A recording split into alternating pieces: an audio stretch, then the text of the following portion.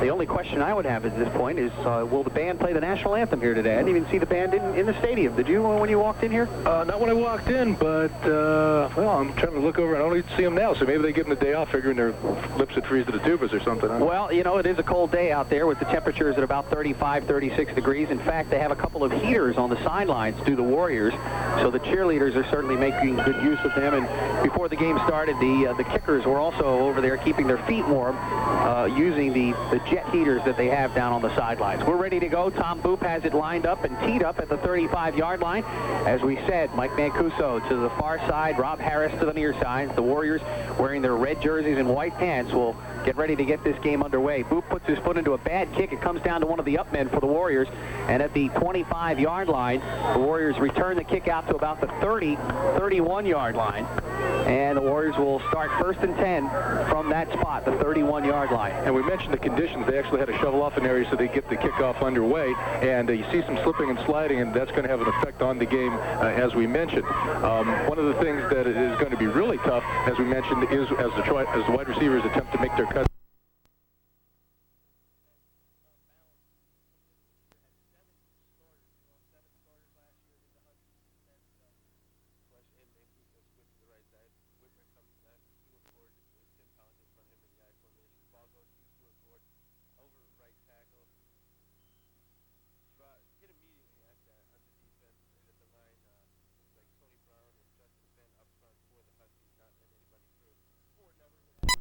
In the way you want, so you're going to have a lot of scrum type plays on the lines where they're just going to be piled up. And you know, the good thing is, though, there are going to be people that slip at times, so you have the opportunity for some wide open plays. Interestingly, for the Warriors, instead of rotating the tailbacks, they will rotate the fullbacks today. And Ben Rizzo comes into the lineup, replacing Pollock with the play that they'll call on 2nd down. Call it 8 yards from the 34-yard line. Just underway at Eiler Martin Stadium, the Warriors trying to get back on the winning side, losing to Millersville last week. Damian Palucci in the option, tosses it to Mike Mancuso. Mancuso comes across the 35-yard line to about the 37 or 38, and he'll be short of a 1st down by about 4 yards. An interesting play to have the end come all the way around. And you know what else is interesting? Not a bad idea to get the ball to Mike Mancuso any way you can, because that kid really has the ability to do something with it. And in these sloppy conditions, he can make people miss, and look to see that if they're going to, that's a really smart thing. Well, if Stuart Ford is the weapon of choice behind the line of scrimmage, Mike Mancuso has to be the weapon of choice downfield, and that's what they tried to do on that play, get him downfield.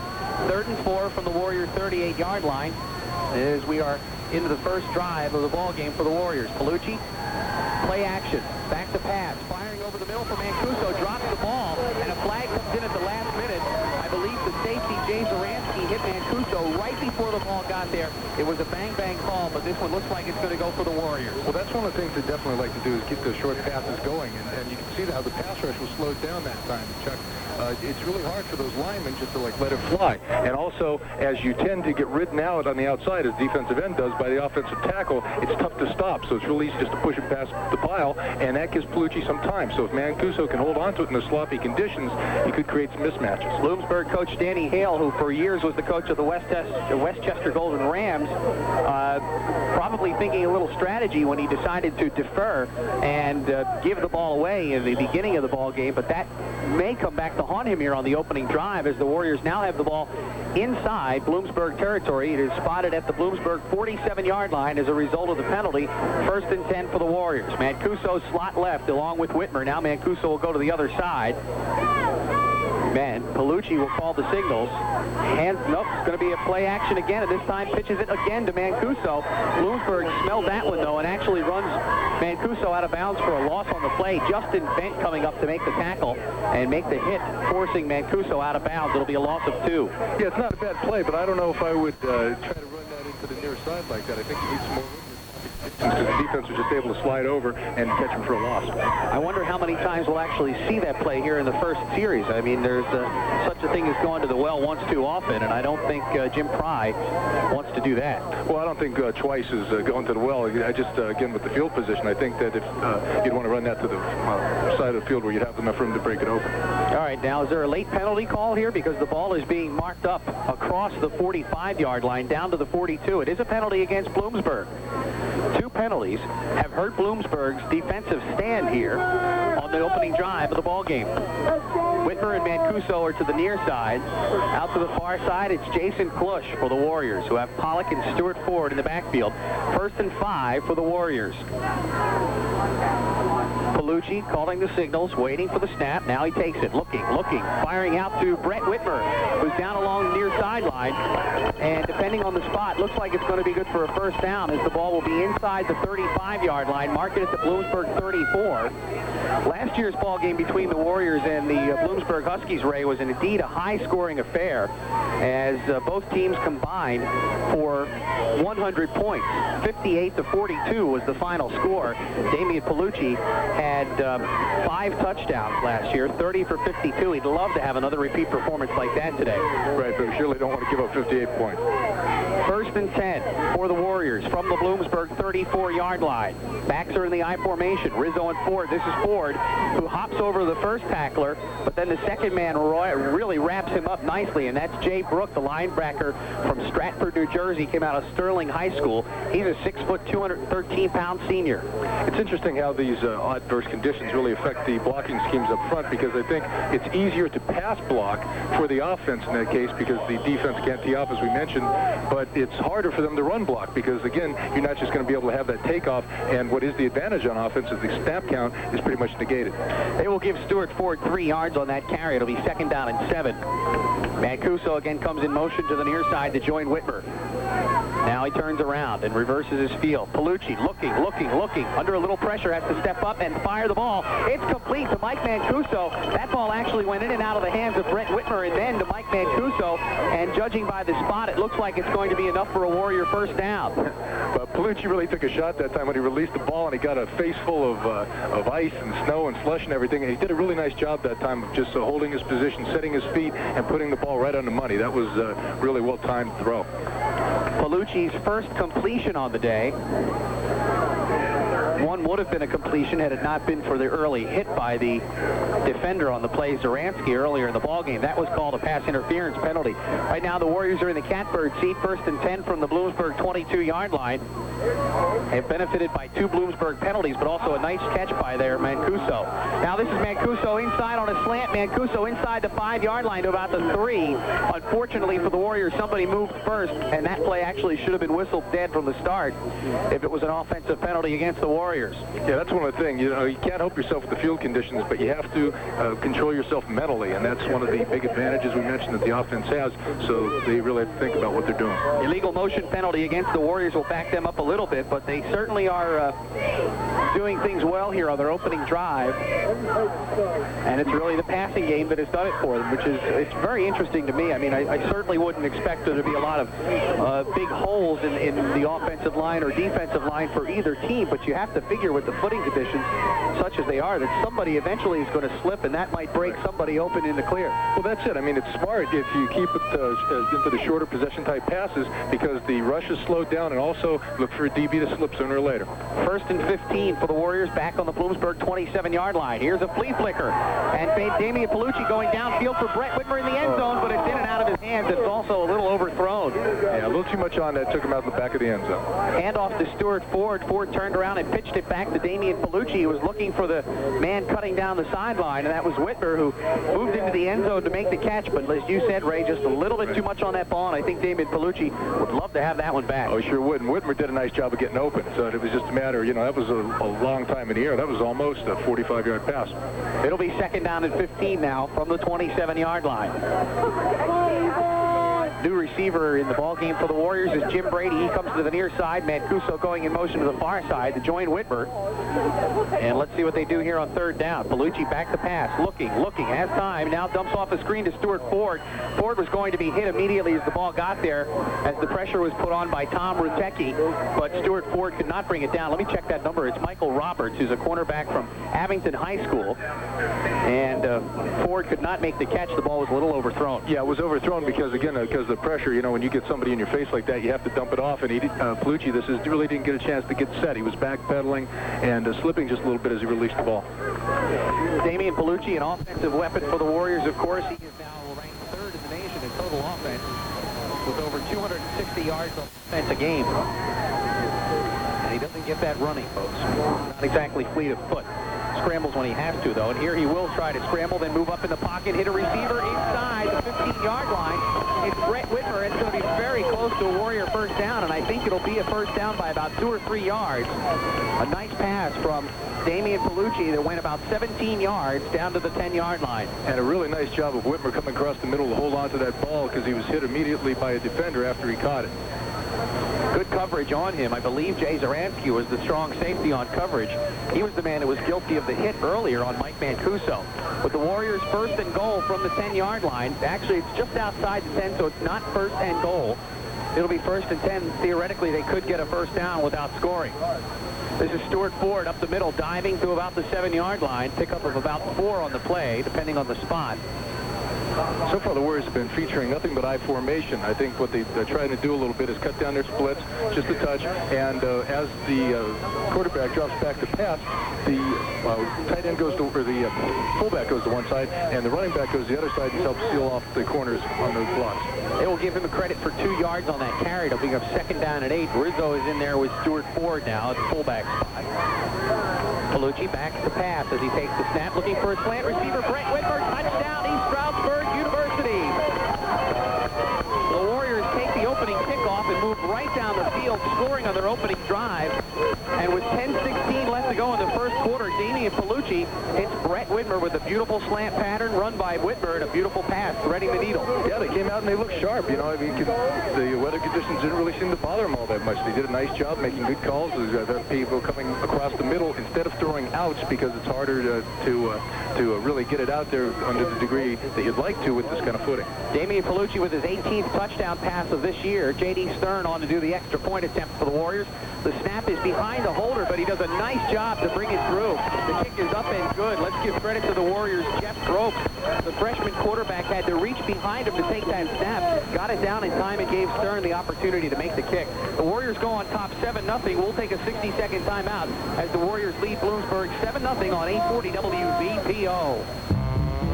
Kinsley's Market asks you go down the field and take the ball into the end zone. Ryan Tonkin has his foot into the kickoff, taken by Bloomsburg. Actually, they'll let it bounce out of bounds, and it'll be a legal procedure penalty for East Stroudsburg. Brett Kozlowski was the man back there on the return for Bloomsburg. Just let the ball go out of bounds.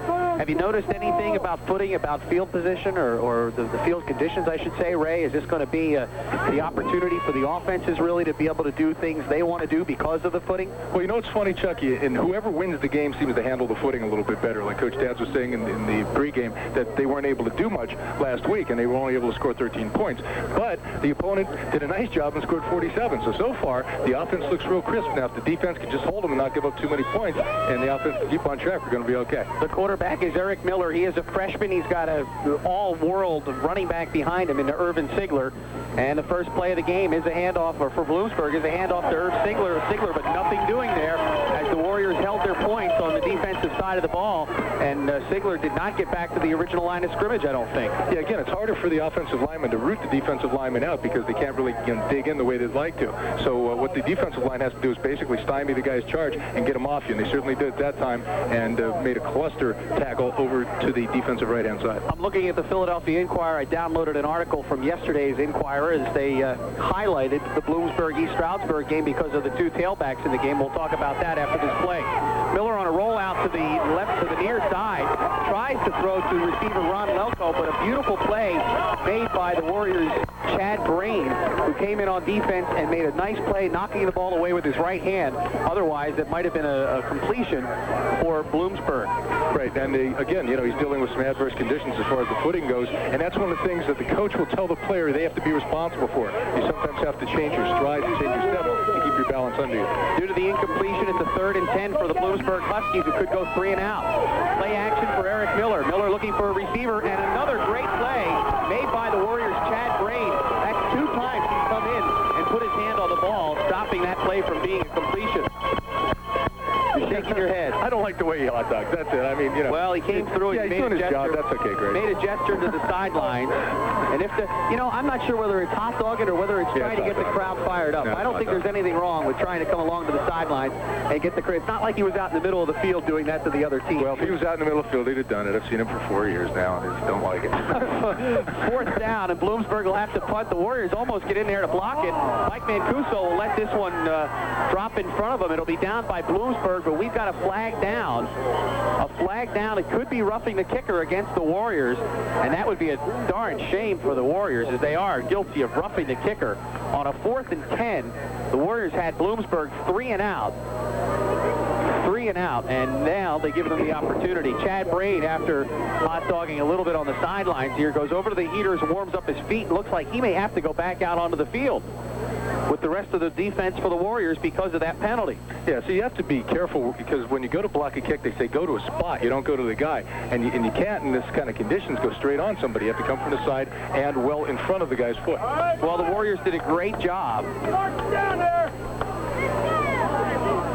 And I don't understand because the Warriors offense is going to be out on the field. The offense will come out. And the only thing I can think of is that Bloomsburg declined the penalty, but I can't for the life of me figure out what. Well, I guess maybe because it was a 5-yard penalty instead of a 10 or 15-yard. It did not carry an automatic first down with it, and the Warriors will have the ball 1st and 10 on their own 33-yard line. Palucci has receivers to the far side, one to the near side, and on the first down play, he's going to run the option himself, and he's going to get across the line of scrimmage and actually pick up 2 or 3 yards before he is wrestled down by Jay Brook. Damian Palucci has shown us more of that option look in the last 2 or 3 weeks than I think he has in his entire career. I'll tell you what else was a good look was the center, number 73, Joe Terra, who was all the way downfield getting the block. I mean, he was a good 10 yards down. That's good hustle from the center position. 2nd down and 5 as they'll give Palucci 5 yards on the carry. The Warrior offense has an opportunity really to put an early nail into Bloomsburg's coffin. Here's the handoff to the fullback, Rizzo, and Rizzo maybe gets 2 yards up near the 39-yard line, bringing up a 3rd down and about 4. Can't remember the last time the Warriors jumped out to a 7-0 lead, and let alone had the opportunity to go 3 and out and then have the offense come back out on the field, Ray.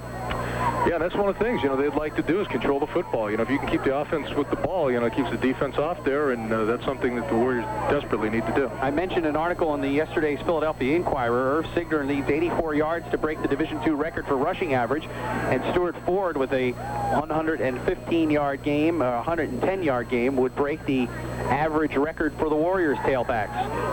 Palucci over the middle has Mike Mancuso. This one's going to be picked off.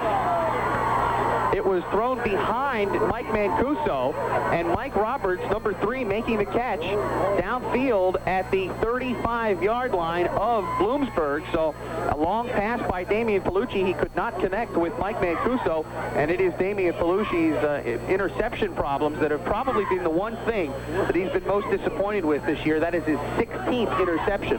Yeah, he had a lot of time that time. I mean, they really good blocking up front. He waited. He had to take a little bit of a step. He really didn't even have to. He takes a little bit of step off to his right-hand side, and finally, because he held it so long, he got a little rush at the end, but it was just not a good thrown ball. 1st and 10 for Bloomsburg. Their offense right back on the field. Eric Miller handing the ball off. No, play action. Looking downfield for a big hitter of his own, and this time the ball is going to be well underthrown. Chad Brain had Ron Lelko in single coverage, and there was a little bumping going on down there, but the referee said it was incidental contact, and not only that, the ball was underthrown. It was a wounded duck that was up there, and really not much of a chance to be caught. Right, and again, with this footing, you know, you're going to get people bumping into each other because your cuts are just going to not be as crisp, and you're going to actually slide into the other person. We're now almost halfway through the first quarter, 7:56 to go in the first quarter. The Warriors on their opening drive. Brett Widmer connecting with Damian Palucci on an 8-yard touchdown pass. The point after was good. That's been the only scoring. Miller back to pass again. This time he will overthrow his receiver by a good 5 yards. Once again, it was Ron Lelko. Was on single coverage with Chad Brain. And Ray, the Warriors secondary so far has played very well in this ball game on the first drive for Bloomsburg. Brain making 2 nice plays, but I have to feel that if Lelko gets single coverage with Chad Brain all day long, then Miller's just going to have to put the ball there for him. Oh, yeah, and getting Coach Dowd talked about it in his pregame. You know, he's a great receiver, a little bit frustrated, you know, because he's got to work with a younger quarterback, but boy, if they're able to get him the ball, that could cause some problems. Randy Davidson comes out in this set, too, as a wide receiver on the near side. Miller running up to the line of scrimmage and then completing the pass. Chad Brain will wrap him up, and it's going to be short of a first down, I do believe. Very, very close. It'll depend on the spot, and it's right in front of the Warrior bench. Yeah, that was a good defensive hustle that time. He had a whole bunch of linebackers coming in. Chad Weaver helped out that time, and number 52, Darian Burkholder as well.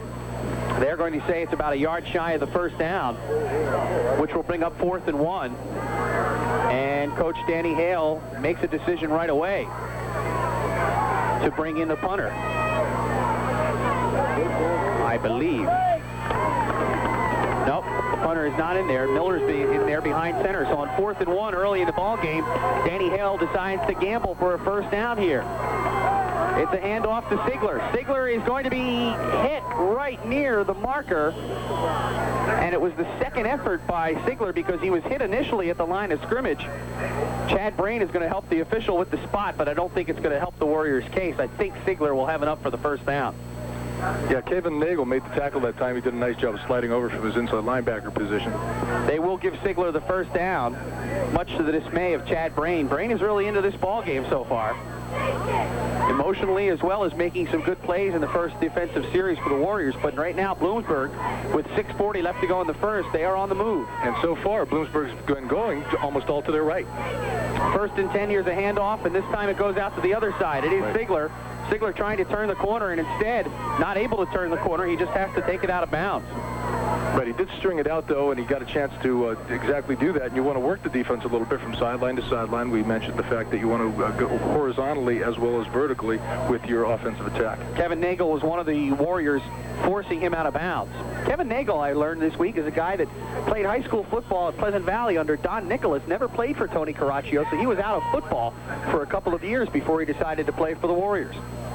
2nd down, another handoff to Sigler. Sigler is almost tackled behind the line of scrimmage. Then he reverses his field and comes to the near side, and he's got lots of running room. He's at the 25, 20, 15, 10, 5, and he will go into the end zone. Nonchalantly at the very end there, which kind of angered one of the Warrior players, Keith Adams for the Warriors actually went running after Irv Sigler. Sigler was sort of waltzing into the end zone, and Keith Adams didn't like his attitude there, and I can't blame him.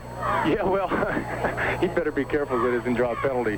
But that was one of the things that we mentioned early on, that we're going to have slips and a missed tackle, which was just something that, hey, the running back did a nice job, just kicked right out of it. The guy was in position. They should have wrapped him up, and it's going to give you a chance to break a long one. Well, it goes for 52 yards as Irv Sigler puts Bloomsburg on the board.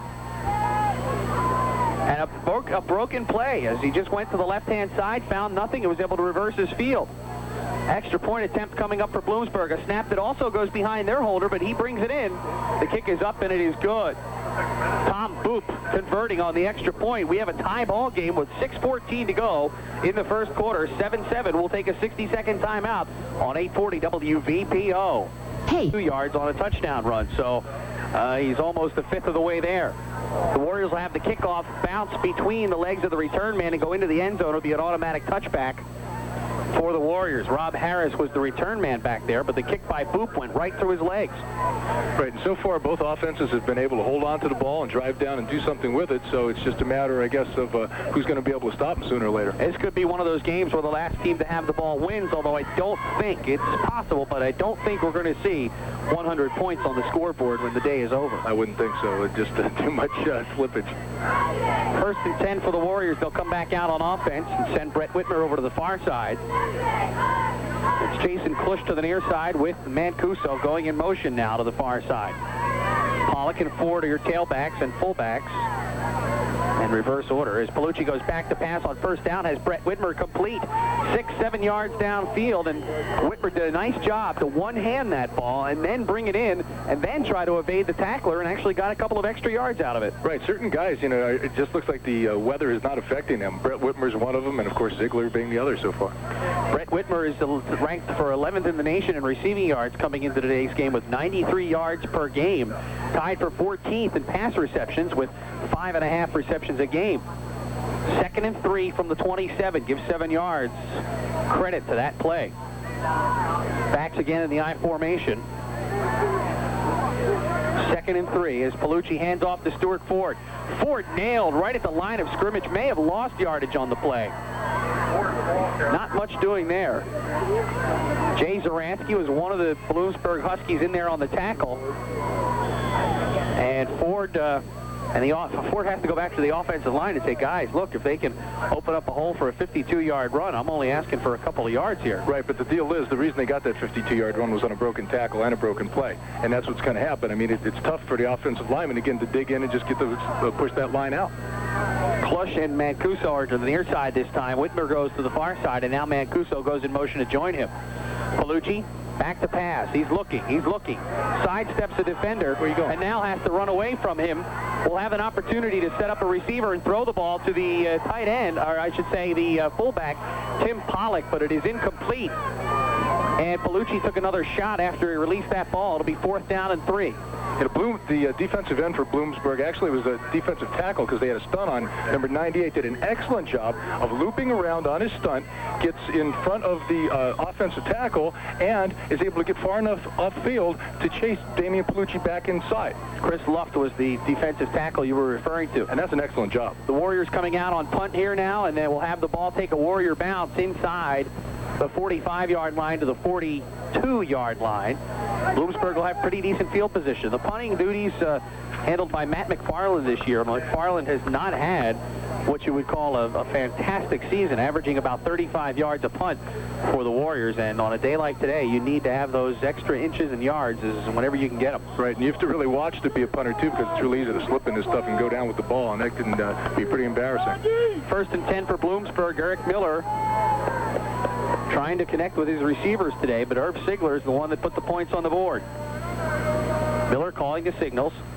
This will be a handoff draw play to Sigler. Sigler sidesteps, tries to sidestep a would-be tackler, but the Warriors did a nice job. Staying home was number 54, Chad Weaver, and there's a flag on the play. Could be a holding penalty against Bloomsburg. Yeah, that was an excellent read by Weaver. You know, you get certain keys, and he just read it and got it backfield and was right in position to wrap him up. Sigler is from George Washington High School. And Stuart Ford, the other tailback that, again, the Philadelphia Inquirer talked about. They're both from around the Philadelphia area. Stuart Ford from the Lancaster area. Sigler out of George Washington High, which was my neighborhood high school growing up in Philadelphia. And Sigler has broken a lot of records. As I said, needs 84 to break the Division II record for rushing average. And he's well on his way to doing that. So did you go to George Washington High? No. No, St. Joe's Prep. Somehow I knew that. Although it would have been, it was right in the neighborhood. 1st and 20 after the penalty. And this will be the fullback, Johnson, coming out of the backfield. A fumbles the ball, and the Warriors will recover. So the first turnover, actually the second turnover of the ball game, as Damian Palucci had an interception earlier in the game. But the first Bloomsburg turnover gives the Warriors great field position inside the Bloomsburg 40-yard line. One of those plays where the fullback gets his hand on the ball, but somebody came in to make the hit. And that was Kevin Noglu, who came in from his linebacker position and stuck him on the right-hand shoulder and turned him around just enough to get that ball popping out. That's a good hit, Noglu. 1st and 10 for the Warriors with 4:05 left to go in the first quarter. The game is tied at 7, but the Warriors have an opportunity here. Palucci back. The handoff. No, it's going to be a reverse. I shouldn't say a reverse, but another pitch to Mancuso. And Mancuso's struggling for every inch he can get. And that play will actually lose perhaps a yard or two on the play. Again, I like the idea, but I think you just need a little more room to run it. You have to run it when it's all the way at the far hash. Well, the other thing that concerns me, I talked about maybe going to the well once too often. They're not running that. They're running that play out of the same formation the whole time, and I think it's giving Bloomsburg the opportunity to key for that or look for that play. Well, the thing is that it's okay. I think that's okay because basically they're staying with the I formation pretty much the whole way. So, you know, if you're going to do that, that's okay because you're not really giving them a key. No gain on the play. Mancuso and Whitmer will go out to the far side, Brady to the near side, and it'll be Rizzo and Ford in the backfield. 2nd and 10 for Palucci in the offense. Palucci, play action. Looking for somebody to pass the ball to. Has a man downfield in the end zone. Oh, nice diving catch attempted by Whitmer. But for the second time, Whitmer comes up a little bit short. And Palucci said, boy, I took something off that throw, but he still couldn't get it into the hands of his wide receiver. It'll bring up a 3rd and 10. Yeah, well, that's it. The ball ends up being overthrown. And again, you know, the receivers aren't going to be exactly as fast as you would normally expect. So Palucci may be used to Whitmer having, you know, X amount of speed, and now it's going to be an X minus factor because of the slippage. Boy, Whitmer did a nice job to lay his body out for that ball. Just off. I think it actually hit his fingertips, but could not bring it in. 3rd and 10 for the Warriors from the 37. You were saying? I was just going to say he was absolutely horizontal going for that ball, too. He laid all... Now Mancuso again in motion, and this is going to be play action as Palucci downfield has Brett Whitmer, and I don't think he's going to have enough for the first down. Whitmer had to fall down in order to make that catch. It's going to be very close. And you're not in field goal range because of the snow on the field. But what you do have is an opportunity here to see if you have confidence in your offense, because now you've got 4th down and about a half a yard. They're actually going to measure for it. Well, I'll tell you who I have confidence right now is Brett Whitmer. He is playing. Now that time, what he did on his route, he ran out and actually came back, which is very tough to do with this kind of footing. And again, it gave him enough of a cushion because the defenders couldn't react to it. Well, he is. And there's certain people who are playing like it doesn't affect them, and you have to go to him, I think. It was sort of a darned if you do and darned if you don't, because if he doesn't give him that cushion, he may not make the catch. However, if by giving him the cushion, he took away the first down. So the Warriors will be short of the first down by about the length of the football. And it looks like the offense is going to stay out on the field here, 4th and 1.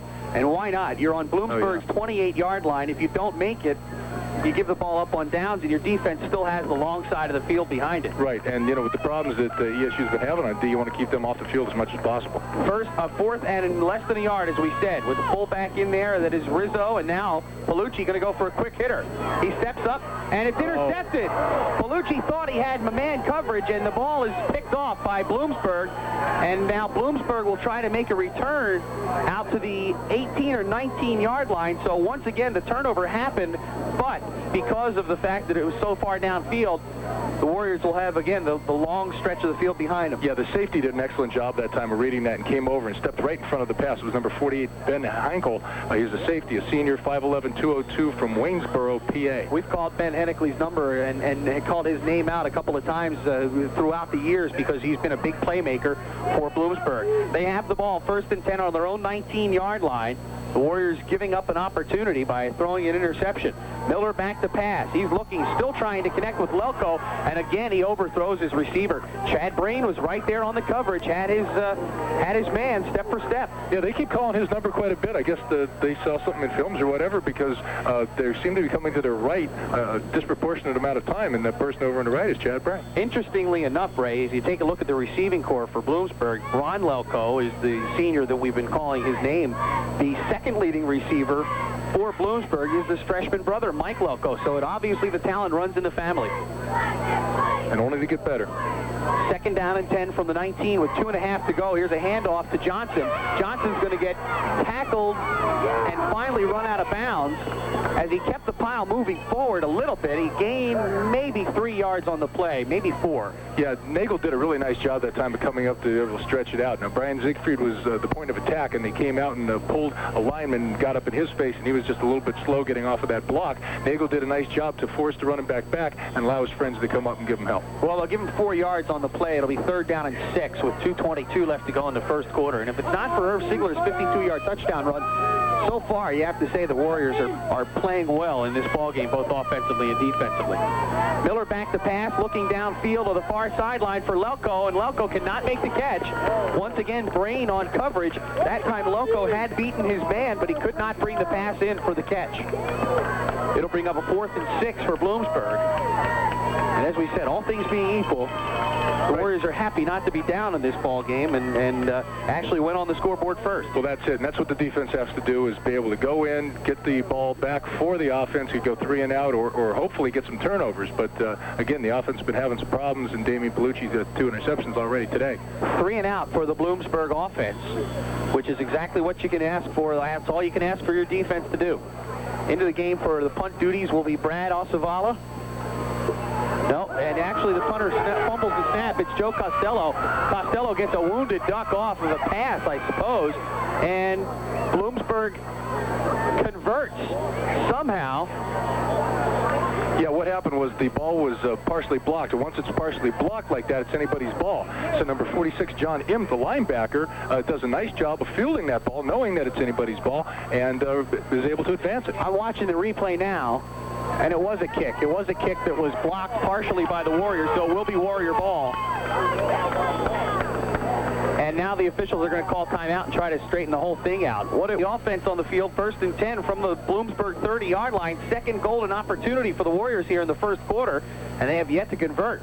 Hand off to Stuart Ford, looking for running room on a draw play. Ford gets about 5 yards down to the 25-yard line. We've got under 2 minutes to play in a quick-moving first quarter. The Warriors and Bloomsburg are tied here at 7-7. Right, credit the East Stroudsburg offensive line that time of opening a good hole for Stuart Ford. They certainly didn't let the footing get to him that time as they rolled the left side of the defense off the line and got him a nice start. 2nd down and 5 for the Warriors from the Bloomsburg 25-yard line. Whitmer and Mancuso are to the near side. Brady to the far side with Rizzo in front of Stuart Ford. Palucci, another draw play to Stuart Ford. Stuart Ford looking for running room, has the first down inside the 10. I should say the 15. It's amazing how Stuart Ford's running style seems to be all crazy-legged and everything, but he's doing a nice job of keeping his balance. Well, it's exactly what Sigler did on the broken play. Right. Sigler was able to cut out of the tackle and keep going, and that's exactly what Stuart Ford did. So you have 2 backs that I think have very similar capabilities right now, and if it weren't for the fact that Stuart Ford's a freshman, Stuart Ford might be the running back that everybody's looking at. In fact, I've been told that some NFL scouts have said that at this point in his career, Ford has more talent than anybody they've seen in a while. Pass out on the flat to Mike Mancuso, complete inside the 10-yard line, which should be good enough for a Warrior, close to a Warrior first down, right at the 7. Right, the nice thing about Ford is, he's mature. He took the year off, and he is, got 3 more years. So, by the time he's done developing as a player, he could definitely go. And that's very high accolades, I would think, for anybody to have an NFL scout say that as from a freshman running back. That is incredible praise. Right, and the whole deal is, he has to just keep working hard, stay healthy, which, of course, you can't really do much about that other than keep yourself conditioned and keep your work fingers hard. crossed. Yeah, and don't play like you're going to get hurt. Right. Well, they bring the chains across the sidelines for a measurement, and it will be a Warrior first down. So the Warriors look to be able to cash in here on their second opportunity. This will be a 1st and goal situation from the 7-yard line with 58 seconds left to go in the first quarter. The Warriors scored in their opening drive of the game, and now they look to finish off the first quarter with a score. You got Ben Rizzo and Stuart Ford in the I formation. Mancuso and Whitmer are to the far side. Jim Brady to the near side for Damian Palucci. Do you go to the air or to the run? We'll see. Palucci calling out the signals. Wants to be sure on this play. He's going to go for a quick hitter in the end zone for Brady. Yep. And a flag on the play. That's a good call. Went for the quick hitter and caught John Solos out there on an island. Solos had no chance to make the play and just will be called for an interference penalty at the goal line. Yeah, he was all over, and he reached over to smack down the ball, but as he did so, he just about took off the head of the receiver. Well, this should give the Warriors an opportunity to hand the ball off to Stuart Ford. And interestingly enough, Andre Myers will come into the lineup along with Rizzo and Ford. So we're going to get a full house backfield look from the Warriors here on what will turn out to be a 1st and goal with the ball spotted at the 3-yard line. Full house backfield. You've got Myers and Rizzo in front of Stuart Ford. Now Myers goes in motion out towards the far sideline. Palucci calling the signals. Going to hand the ball off No, he's going to try and take it himself. The busted play there for the Warriors, and Palucci will actually lose yards on the play. Looked like he was trying to hand the ball off to the fullback up front and never made the connection. Palucci had to eat the ball and ate about 2 yards worth of turf there, too. Right, and in watching the replay, he actually ran into the running back, and the ball snaps loose, and he did it. I don't know how the heck he came out of it. You know, it didn't bounce out of there. Well, luckily for the Warriors, they don't turn the ball over there. It'll be 2nd down and goal from the 4-yard line. Timeout taken by the Warriors with 27 seconds left to go in the quarter. We'd like to have the Bloomsburg Huskies answer it with a score here. Letting the Warriors score, I should say. 7-7 is the pass from Damian Palucci. Had a receiver fall down in the corner of the end zone. And it'll bring up a 3rd down and 4 for the Warriors from the 4. 12 BSU seniors are closing out their collegiate careers today.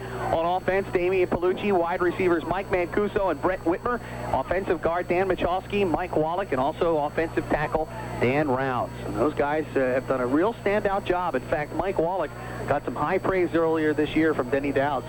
I believe it was the Kutztown game, or maybe it was the IUP game, where he had a film grade of over 90%, which was incredible. Yeah, that's really tough to do on the line because you're hitting somebody just about every play. Mancuso comes in motion to the near side on a 3rd and goal play for the Warriors. Palucci looking, handing it off to Stuart Ford. Ford looking for running room, still on his feet. He's going to get close to the goal line, but it will not be enough for a score. Gets about 2 yards on the play, and the Warriors will have to bring on J.D. Stern to attempt a chippy field goal. But because of the field conditions today, he won't get the opportunity as the end of the first quarter comes first. He'll get the opportunity on the clean part of the field, if you will. The left side of the field, from our vantage point, is becoming quickly brown as the snow mixes with dirt. And now they go to what you would call the clean side of the field for the field goal attempt. We'll take a 30-second timeout. The beginning of the second quarter coming up next on 840 WVPO. Stadium, the first play of the second quarter will be a field goal attempt. Ball spotted at the 2-yard line. Jeff Brobst will be the holder, and he will hold this ball at about the 9, so make it a 19-yard attempt from kicker J.D. Stern. And if it weren't for the fact that you've got snow on the field, otherwise you would think it's a chippy. Brobst will have his hands full here because that ball will probably come off with a little snow and ice along the side of the dirt. Here's the snap. It's a one again that goes behind Brobst, but he does a nice job holding it, and Stern puts it through the uprights. With 14:55 left to go in the second quarter, the Warriors jump out to a 10-7 lead. We'll keep it right here, and the Warriors go on the lead 10-7. They would have liked to come away with 7 there, but at least they got points on that drive. Right, now special teams becomes important because ESU is going to have to kick the ball, and that's been a problem for them at times. Now, they've been better at it towards the end of the season, but last year they suffered with the tackling, and early this year they had some problems. So what they have to do is keep their relationship, what they call the rake, where everybody stays in position and don't just go tearing down blindly and lose your footing. Well, the other thing you think of here when conditions are like this is to maybe put the ball on the ground. As the kicker, give him a line drive or a squib kick, because you're going to have to dig it up out of the muck. Yeah, that's right. The return team is going to have a tough time getting their hands on the ball. We've already seen one kick go through an ESU return man's legs, went through the 5-hole, the wicket, if you will. And Brian Tonkin will come in to do the long kicking duties. He's been the long kicker. J.D. Stern been the place kicker for the Warriors. And the long snapper today, who has been snapping the ball, Greg Altmaier, is one of those seniors that'll be playing his last game today. Here's an end-over-end kick. It'll be taken by the up man at about the 20-yard line for Bloomsburg. He breaks through the middle, and he's off to the races, but then he gets tackled at the 41-yard line. Right. It was Steve Eichert, who's playing special teams for Bloomsburg, gives them good field position. They'll be right in front of us here as we start this drive. Right, that's one of the things we talk about. They kick the ball in the air, and they get a nice return. You know, that's a good, almost back out to midfield. Taking a look at statistics in the ball game, 6 carries, 65 yards for Bloomsburg. Take away that 52-yard touchdown carry, and Bloomsburg has 5 carries for 13 yards. So the Warriors' defense doing a nice job, bending but not breaking so far. 1st and 10 for Eric Miller, right in front of us, going from right to left. Here is Sigler. Sigler almost gets tapped behind the line of scrimmage, and now he's going to be tackled for a loss. That's Chad Weaver. Nice job. At the 40 40-yard line. Chad Weaver continuing the pursuit. I'm not sure who the first Warrior was to hit Sigler, but one Warrior hit Sigler way back in the backfield, and that caused Sigler to even stretch the play out more. That was number 99, Praden, the defensive end. So Steve Praden came across the line of scrimmage quickly and really got into the backfield. Yeah, he was in good position, but he has to wrap up, and it was a missed tackle and allowing Ziegler to get to the outside, but Chad Weaver staying in position finished him off. 2nd down and 12 after a loss of 2 on the play. This is Miller rolling out to the left side, looking for a man, and the ball is caught. It is Ron Lelko. There's going to be a pass interference call here. No, it's not Lelko. It's Mike Lelko, the younger brother of Ron, who will catch the ball at midfield. But there's a flag on the play. They may call defensive pass interference, which is interesting because the catch was made. I suppose the penalty's a penalty, but we'll have to see. It's a pass interference penalty against the Warriors. The ball is spotted right now at the 50-yard line. Bloomsburg will take the penalty and tack on the yardage to the catch, and it's a 1st down for the Huskies. Yeah, they're going to say he was just mauled by the defensive back, and Brian Siegfried did a good job that time of getting in the quarterback's face, and it wasn't an easy throw running away to his right-hand side almost over the shoulder to get that ball off. That was a good job by the quarterback. Both Lelkos now have catches in the ball game for Bloomsburg. Ron is to the near side, Mike to the far side. Backs are in an I formation. This is Sigler. Sigler gets nailed right at the line of scrimmage. A nice play. Is that Steve Praden again? Let's check the number. It's 99. Yeah, it is Steve Praden. Well, I think you also have to give Ken Hamp the little kudos there because he did a really nice job of penetrating, getting in the backfield to kind of trip everything up. They have held Sigler in check for most of the game. In fact, that was Ken Hamp on the attack. Okay. Sigler had 5 carries for 60 yards, 48 yards on the touchdown. Now a draw play to Sigler. Sigler gets hit right near the line of scrimmage again, and 3 Warrior tacklers will make sure he doesn't go any further. You've got 54, that is Chad Weaver. You've got 44, that's Nagel, and you got 48, that's Siegfried. So and 99, let's give Praden some. And Praden did a job there too. So the Warriors are really focusing on Irv Sigler right now, trying to keep him in check. This will bring up a 3rd down and 9. No gain on that play for Bloomsburg. And the Warriors once again hope to have Bloomsburg going sort of 3 and out here. Miller rolling out to the near side and throws the ball up in the air for Lelko, but it's way out of bounds, not even close. Backside pressure coming from Brian Siegfried on that play.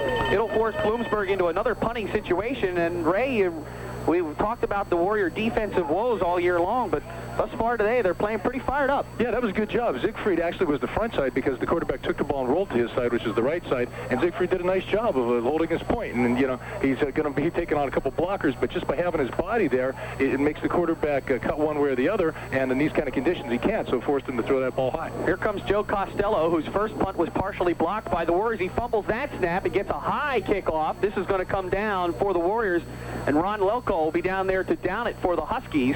Warriors, as Whitmer and Mancuso come to the near side. It'll be Clush out to the far side with Pollock and Ford in the I formation behind Palucci. Palucci calling the signals.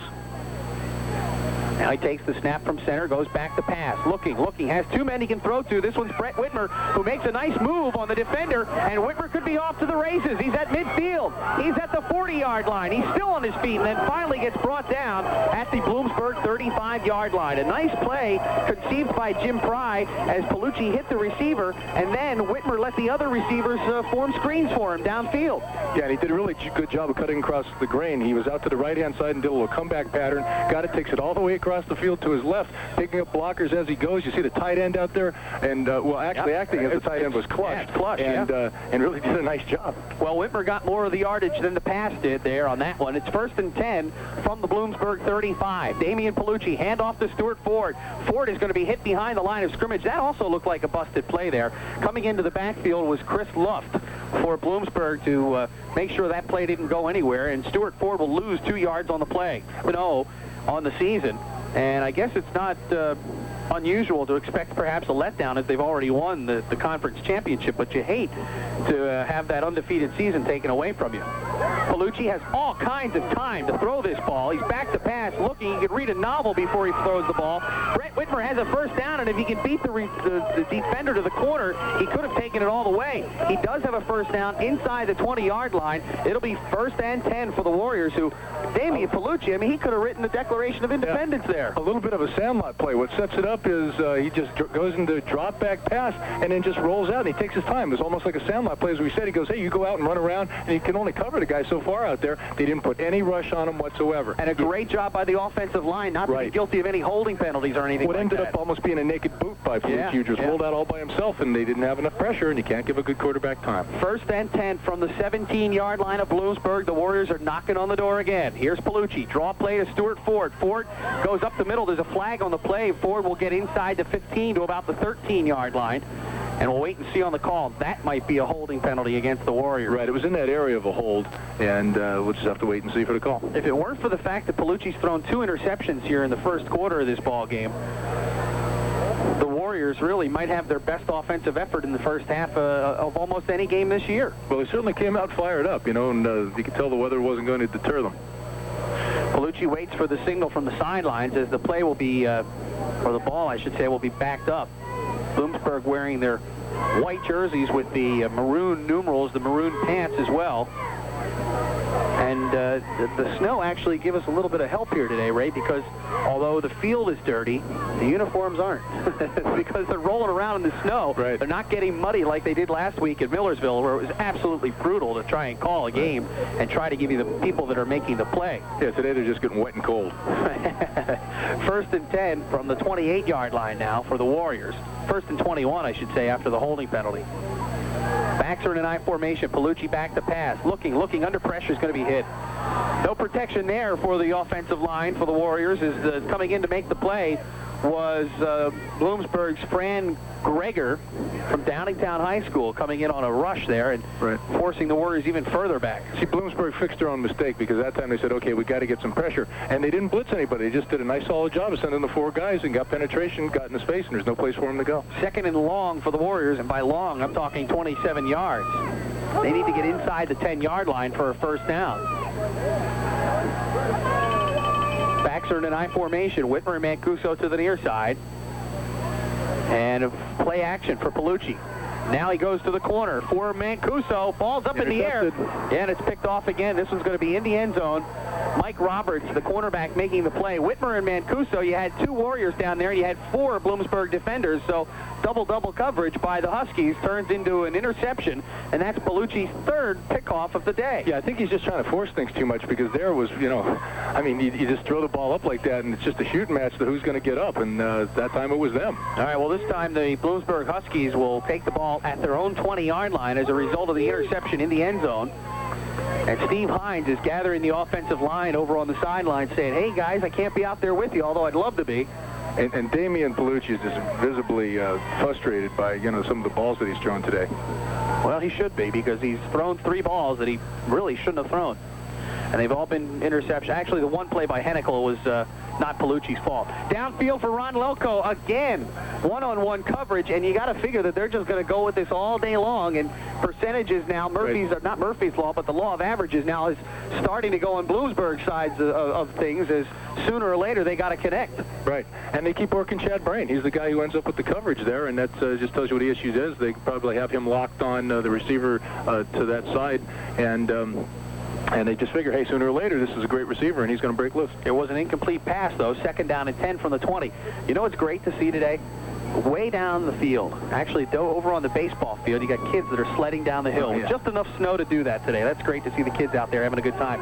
Miller's going to be rushed behind the line of scrimmage, and now the Warriors have an opportunity to pick one off. But instead, Lelko makes a leaping catch, and this is going to be good for a Bloomsburg first down. The Warriors had Miller pinned deep way back behind the line of scrimmage, but Miller, give him credit, he got the pass off, and it was a completion. Yeah, Kevin Nagel did a great job. He wasn't on a blitz, but he saw the read and saw the quarterback was going to roll out, and the fullback was in front of him, went to cut his legs, and he just dove over him, but the quarterback hung in there, delivered the ball, and the Bloomsburg receiver went up for the reception. That's a great play. 9:10 remaining in the first half. The Warriors lead by 10-7 is the score, and they'd like to have more. They had an opportunity, but once again, another interception. Hand off to Sigler. Sigler trying to find running room, but he's going to be hogtied by Kevin Nagel. Does a nice job to make sure that Sigler didn't get any further. Boy, it looked like Sigler was going to be off to the races, and Nagel was able to grab him by the collar and bring him down. Yeah, he did exactly that. He got his hand in the back of his pads there and just holds on to him, was able to pull him down. I'll tell you what, that kid's playing with a lot of spirit today, is Nagel.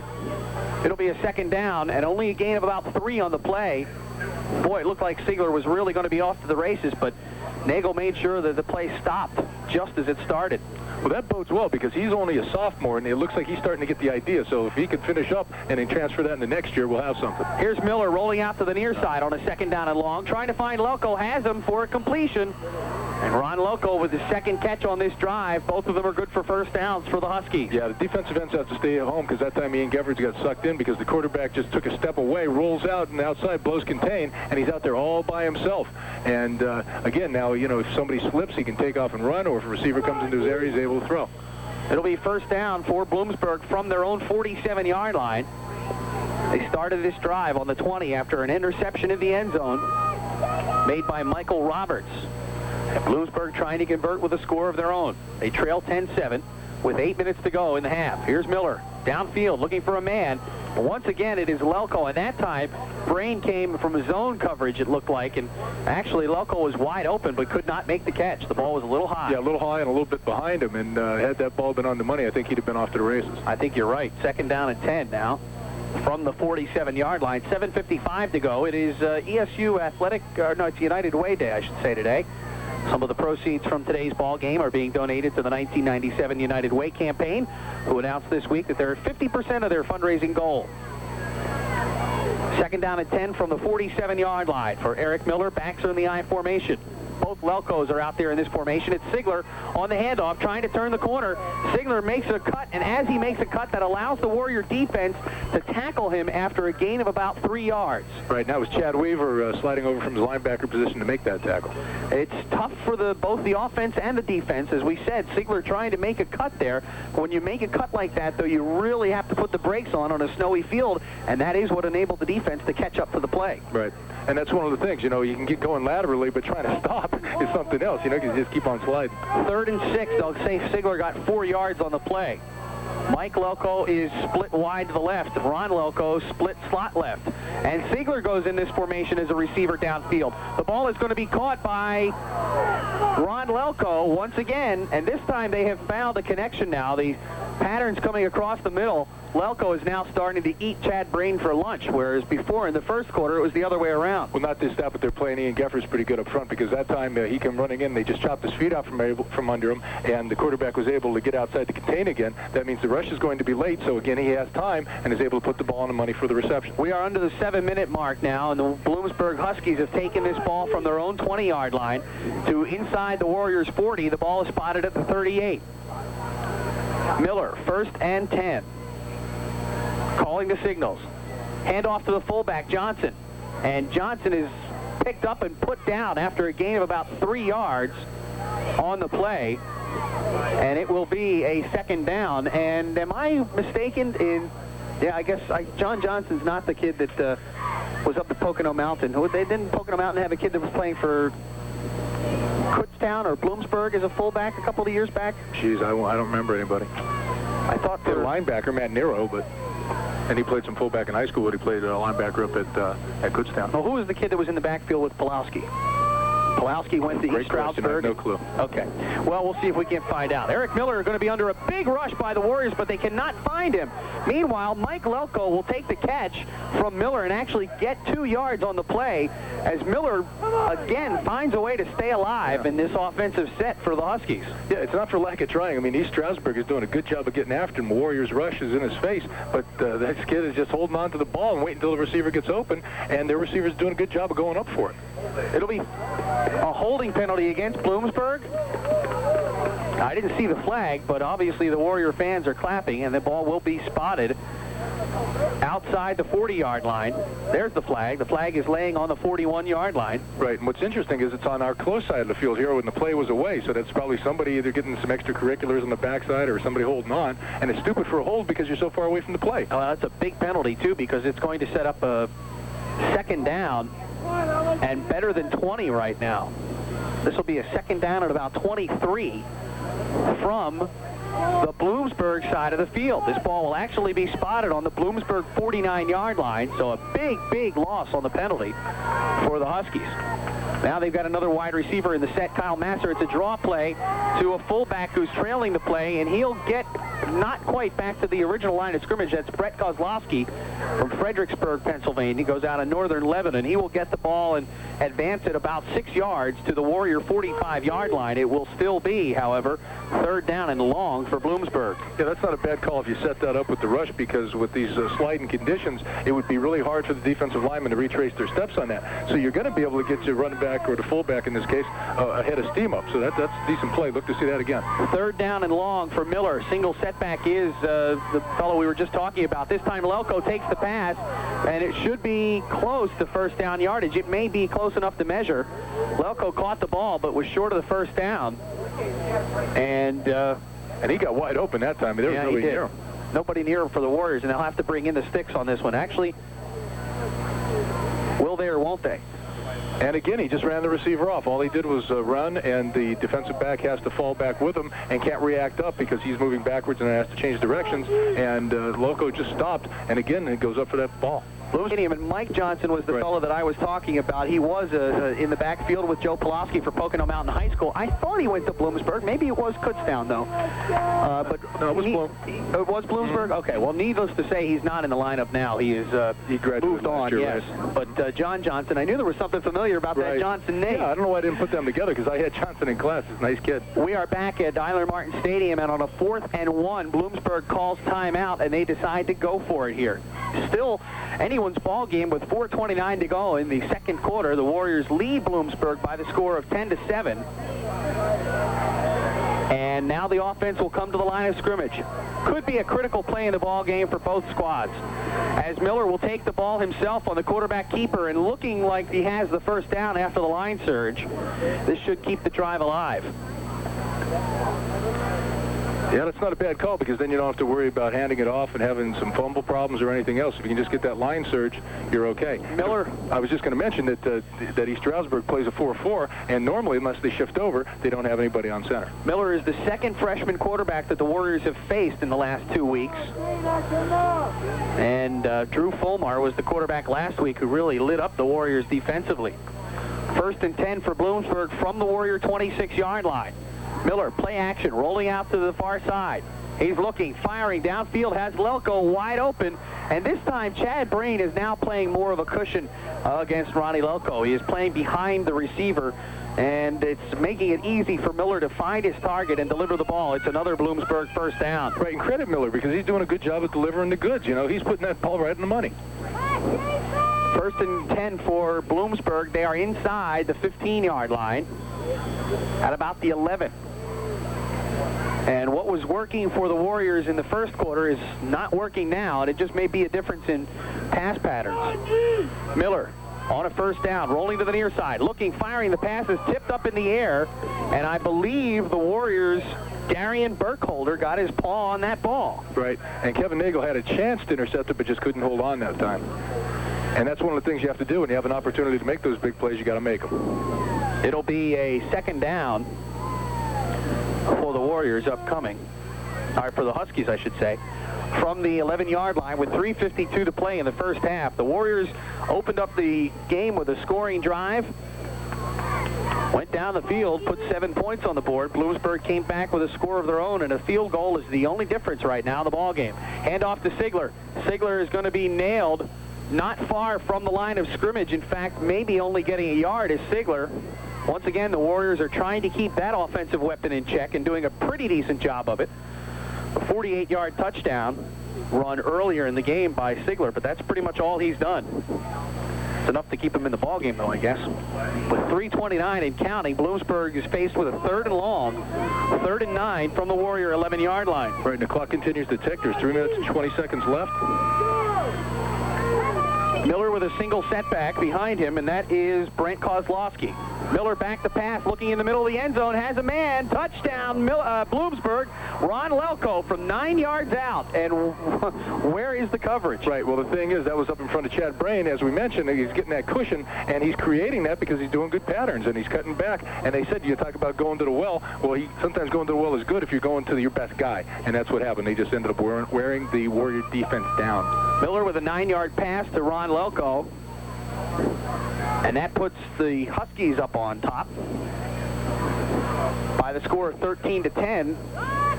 Extra point going to be attempted by Tom Boop. And here's the conversion. It's a high snap. Boop's kick is up, and it's good. With 3:08 to go in the first half, Bloomsburg now takes a 14-10 lead. It's their first lead of the ball game. We'll see how the Warriors respond after this 60-second timeout. The University Store on the corner of Normal Street and University Avenue, East Stroudsburg. Back at Ida Martin Stadium, Mike Mancuso takes the kick from Tom Boop and goes up the far sideline. Nice return by Mancuso as he brings it out across the 30 to the 31-yard line. Boop's kick was a short one, but Mancuso did a nice job to get behind the wedge and move the pile forward. The Warriors have decent field position and enough time. 3:02 left to go in the first half. Let happen, of course, because they are going to be receiving the ball in the second half. So if they can hold them here, they'll come back out with a lead and the ball. 1st and 10, Palucci rolling out to the near sideline. Looking. Now he decides to run with the ball and still trying to direct traffic, not back up to the line of scrimmage, and then finally has to run out of bounds. None of the receivers helped him out there. Jason Klush was trying to get to the near sideline to help Palucci out, but couldn't find a man. Yeah, that's it. So that's good coverage. They had just enough pressure that time to cause Palucci to run around, forced him outside, and because of the footing problems and good coverage by Bloomsburg, the receivers just weren't able to get over there to help him, as you mentioned. Palucci will actually take about a 4-yard loss on the play. It'll be 2nd down at 14. Call it 13 from the 30. Well, it'll actually be back at the 28-yard line. Hand off to Stuart Ford. Ford looking for running room. Breaks tackles as he still makes another move and nicely falls forward. Does the ball come loose at the end there? No indication right now. I guess Ford is down by contact, and he picked up about 10 yards on the play. It'll be 2nd down and about 4 after the loss on the play previously by Palucci. Well, that's one of the things. It's the team who misses the less tackles who's going to be successful on defense. And that time, Stuart Ford did an excellent job of making people miss. He made about 3 guys miss. It'll be 3rd down and about 5 for ESU from just over the 40-yard line. You got Klush to the near side. Whitmer and Mancuso to the far side. Here comes Palucci. Play action. Looking. Has time.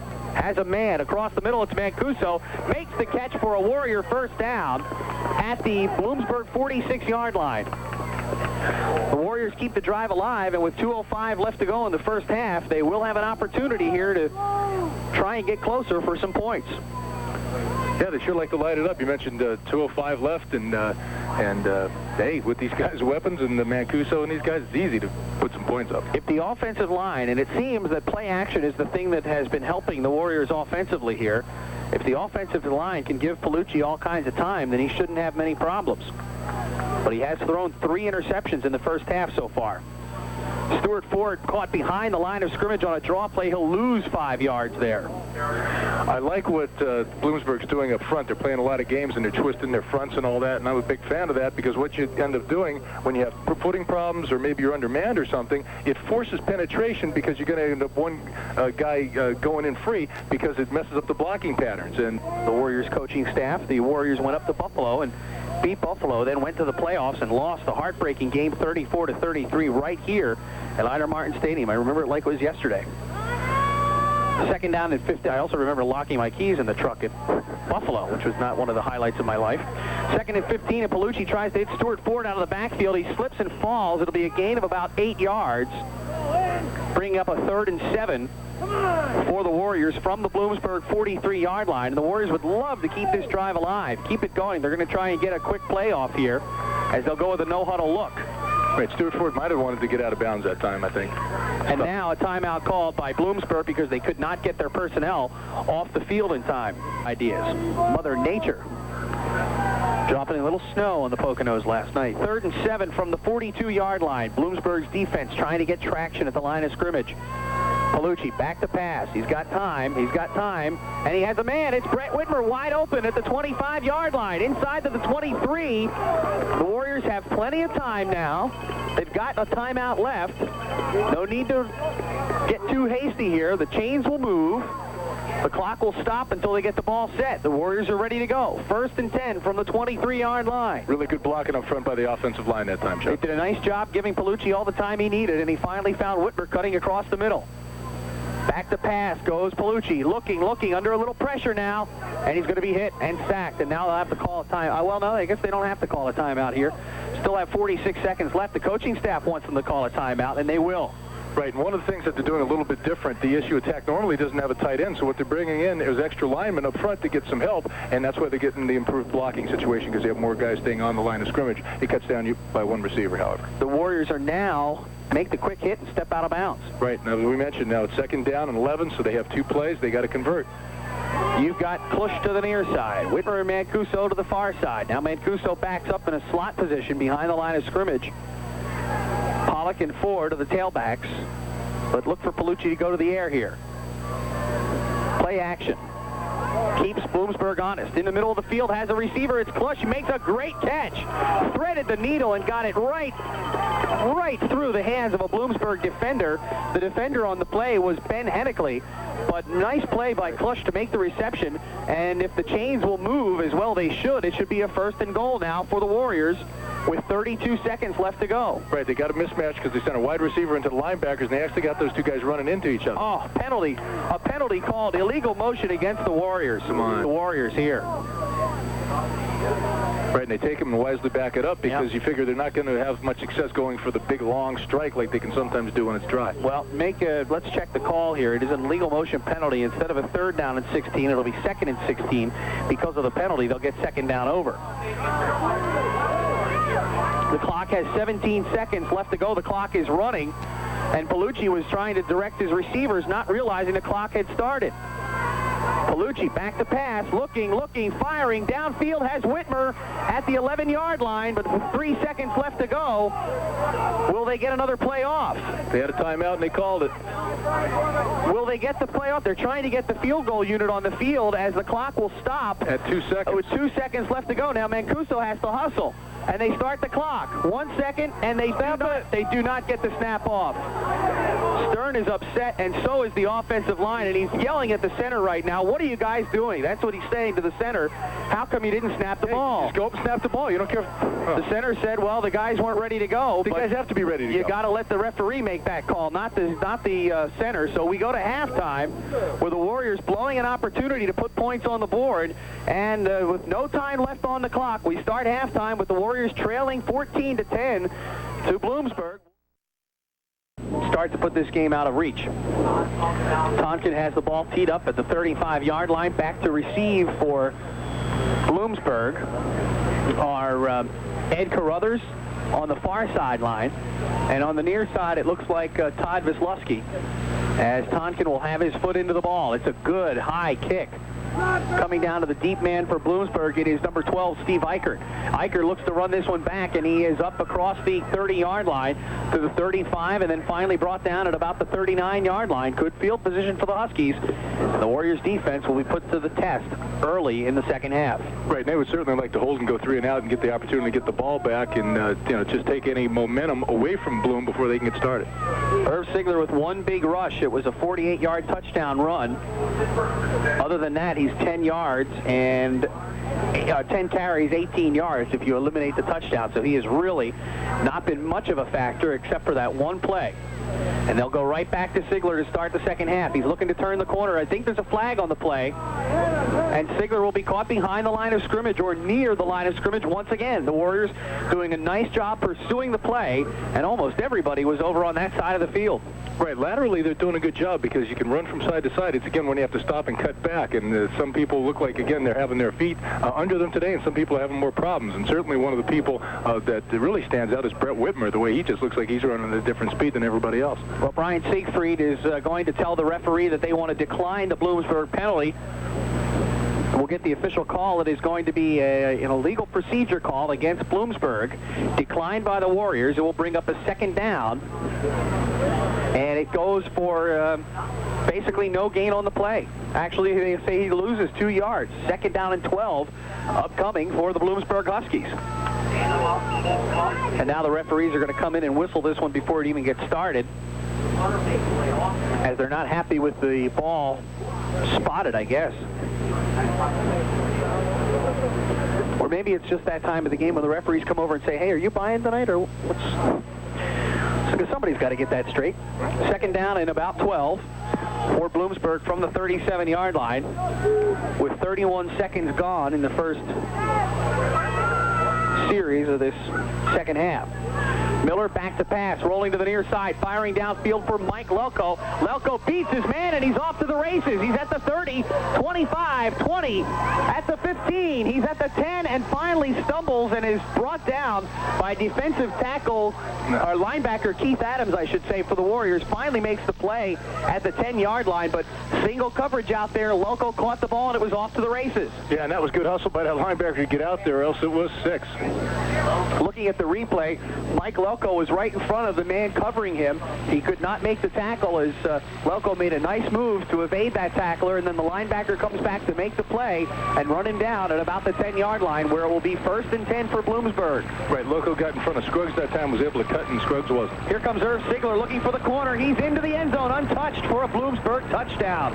Just what we said the Warriors wanted to try and prevent Bloomsburg going the yardage for the score on the opening drive of the second half. And, of course, you know, this year and over the past couple of years, East Stroudsburg Warriors have basically been an offensive team, which is a big change. For years, they were a defensive power, and, you know, it's one of the places that I'm sure next year they're going to have to try to pick up as far as recruiting goes. And we saw an interesting article before the game about the breakdown of state colleges and money, and East Stroudsburg is second only to Cheney in what they put forth in their football program. So, you know, if they expect to be successful, those fundraising efforts are going to have to continue and improve. Yeah, the Warriors and Cheney University really standing out. And the fact that the Warriors have only spent, I think, $29,000 on scholarships, or was that the Cheney number? Cheney. Here's the point after attempt up by Boop. It is good. 13:59 left to go in the third quarter. Just what we expected the Bloomsburg Huskies to do, is try and come out and really ram it down the Warriors' throats, and they do it on basically 2 plays. And keep in mind, there was a penalty against Bloomsburg on their first offensive play of the half. So they go into 21-10, and if the Warriors hope to stay in this ball game, they've got to answer with a score of their own. Boop's kick is going to come down to Mike Mancuso at about the 7-yard line. Mancuso across the 15, 20, 25, still on his feet at the 30, and wrestled out of bounds finally. They're going to say at the 31-yard line, so the field position won't be all that bad for the Warriors. They need to make something happen offensively, though. So, you know, Chuck, so far the crucial call for the game was at the coin toss. In the very beginning, when Bloomsburg deferred, and I figured, okay, both teams came out. First time they got the ball, they put it on there. Bloomsburg was able to outlast ESU in the first half and come out with the lead, and then come right back out and put it up again. So East Stroudsburg Warriors are going to have to put some points up, and their defense is going to have to hold. 1st and 10 for the Warriors from the 32-yard line. Pollock and Ford are in the backfield in the I formation. It's Mancuso and Whitmer to the far side, Clutch to the near side.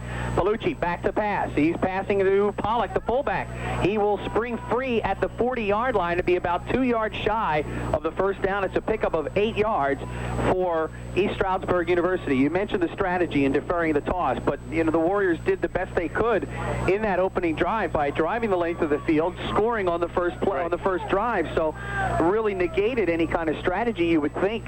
Well, I guess they figured that they were going to come out ahead, and they're just going to have more offense. They figured they'd be able to wear down the ESU defense. They come out with the ball in the second half, and, you know, look where they are. Yep, Palucci now going to take it on him by himself. He has the first down across the 40 to the 44-yard line. It will be a Warrior first down as Damian Palucci rushes the ball, and I believe that might be his first positive rush, or it may put him back on the positive side. He's rushed the ball, according to the stats, 5 times for -7 yards, and that one will not be good for 7 yards, but it is enough for a Warrior first down.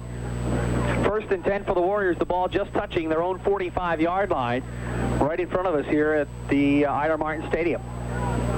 Pollock and Ford again are in the I formation. Palucci back to pass, looking, now sidestepping a rush, passes the ball downfield. There's got to be a flag on that play.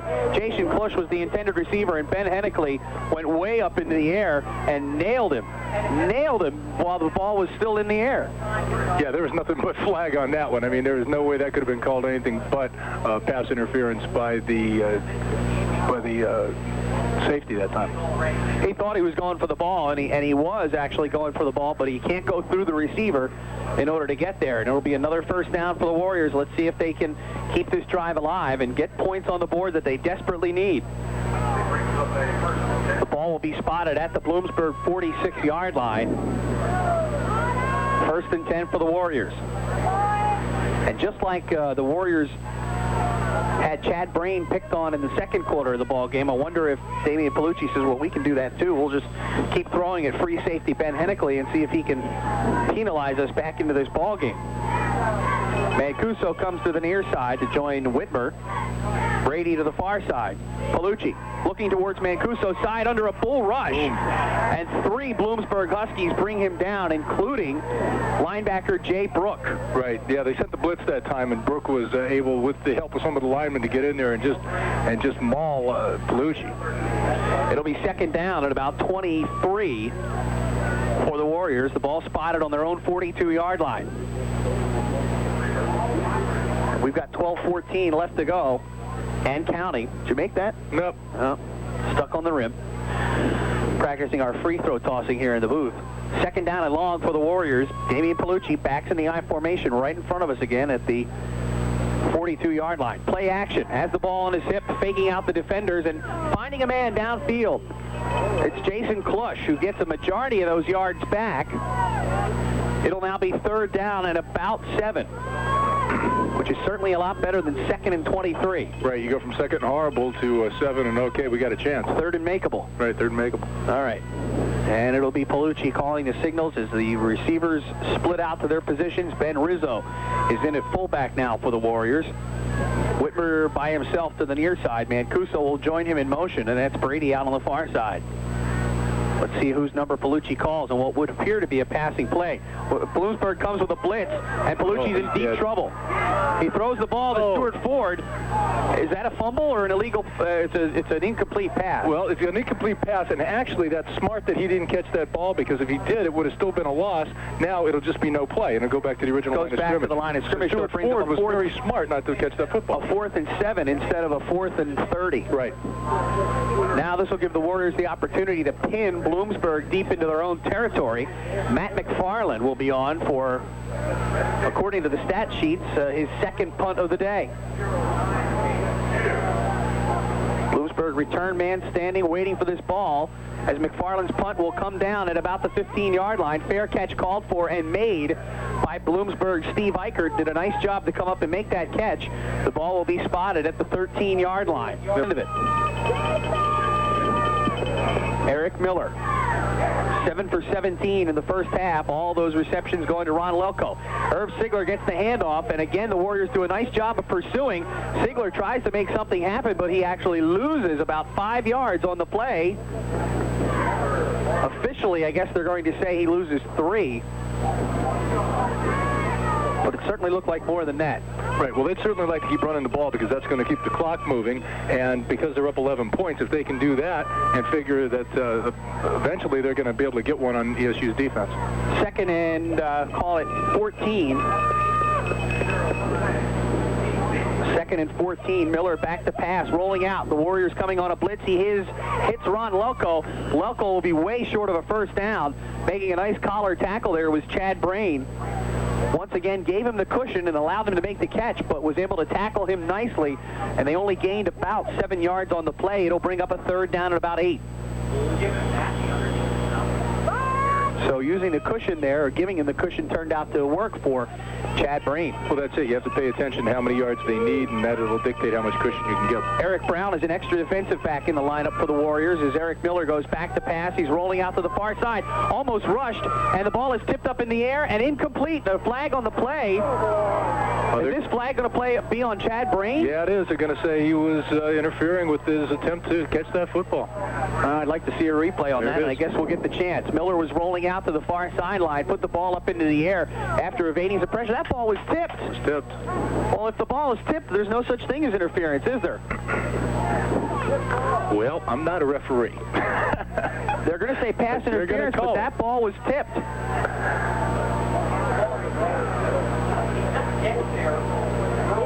Well, you'll look at that on the replay when you watch it tonight on the cable station playback, and you'll remember that ball was clearly tipped. It certainly looked like it was tipped from our vantage point. Oh, yeah, without a doubt.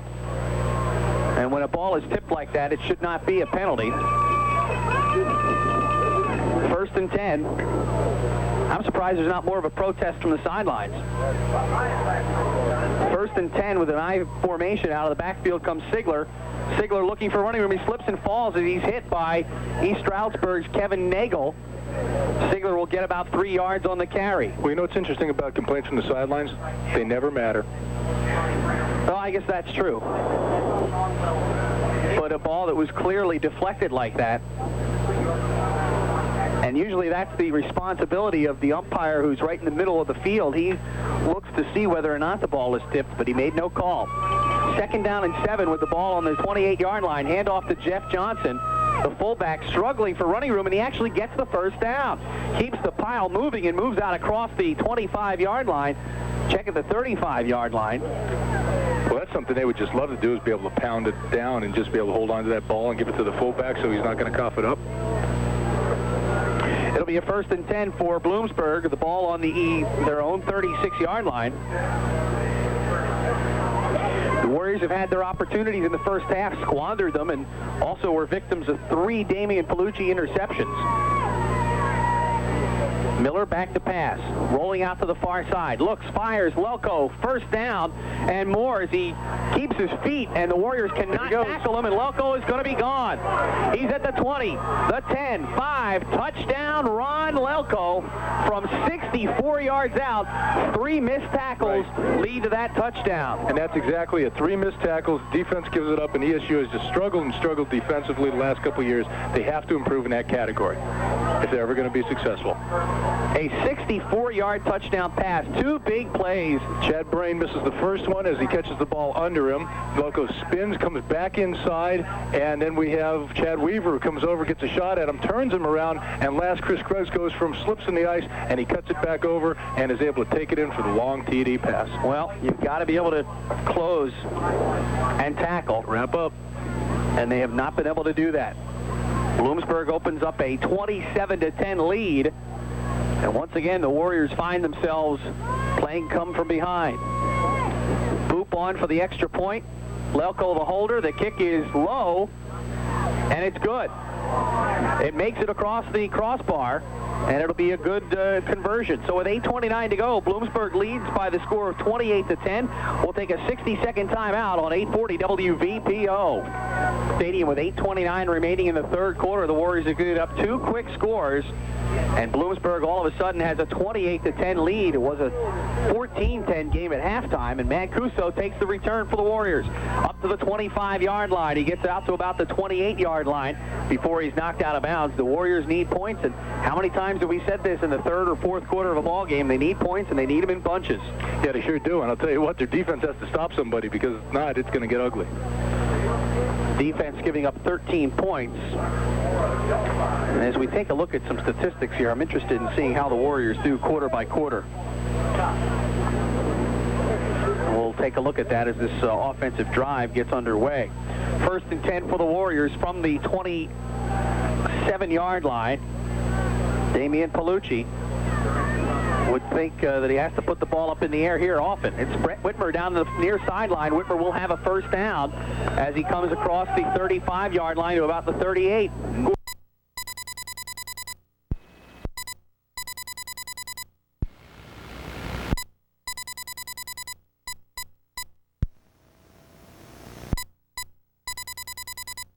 After that, 60-57 in the fourth. So the defense has given up too many points, and the Warriors have had to play come from behind all year long. Here's Damian Palucci looking for a receiver. He'll have the ball thrown in front of Ben Rizzo. And again, Palucci, in doing that, avoids the sack and thereby avoids a large loss. It'll be 2nd down and 10, which you'd much rather have than 2nd or 20. Right, and I guess they know that they must have scouted out and know that the issue is going to throw on first down because they sent a linebacker blitzing that time, was able to get in his face and disrupt that play. Well, when you're down by 28-10, you need to throw the ball. And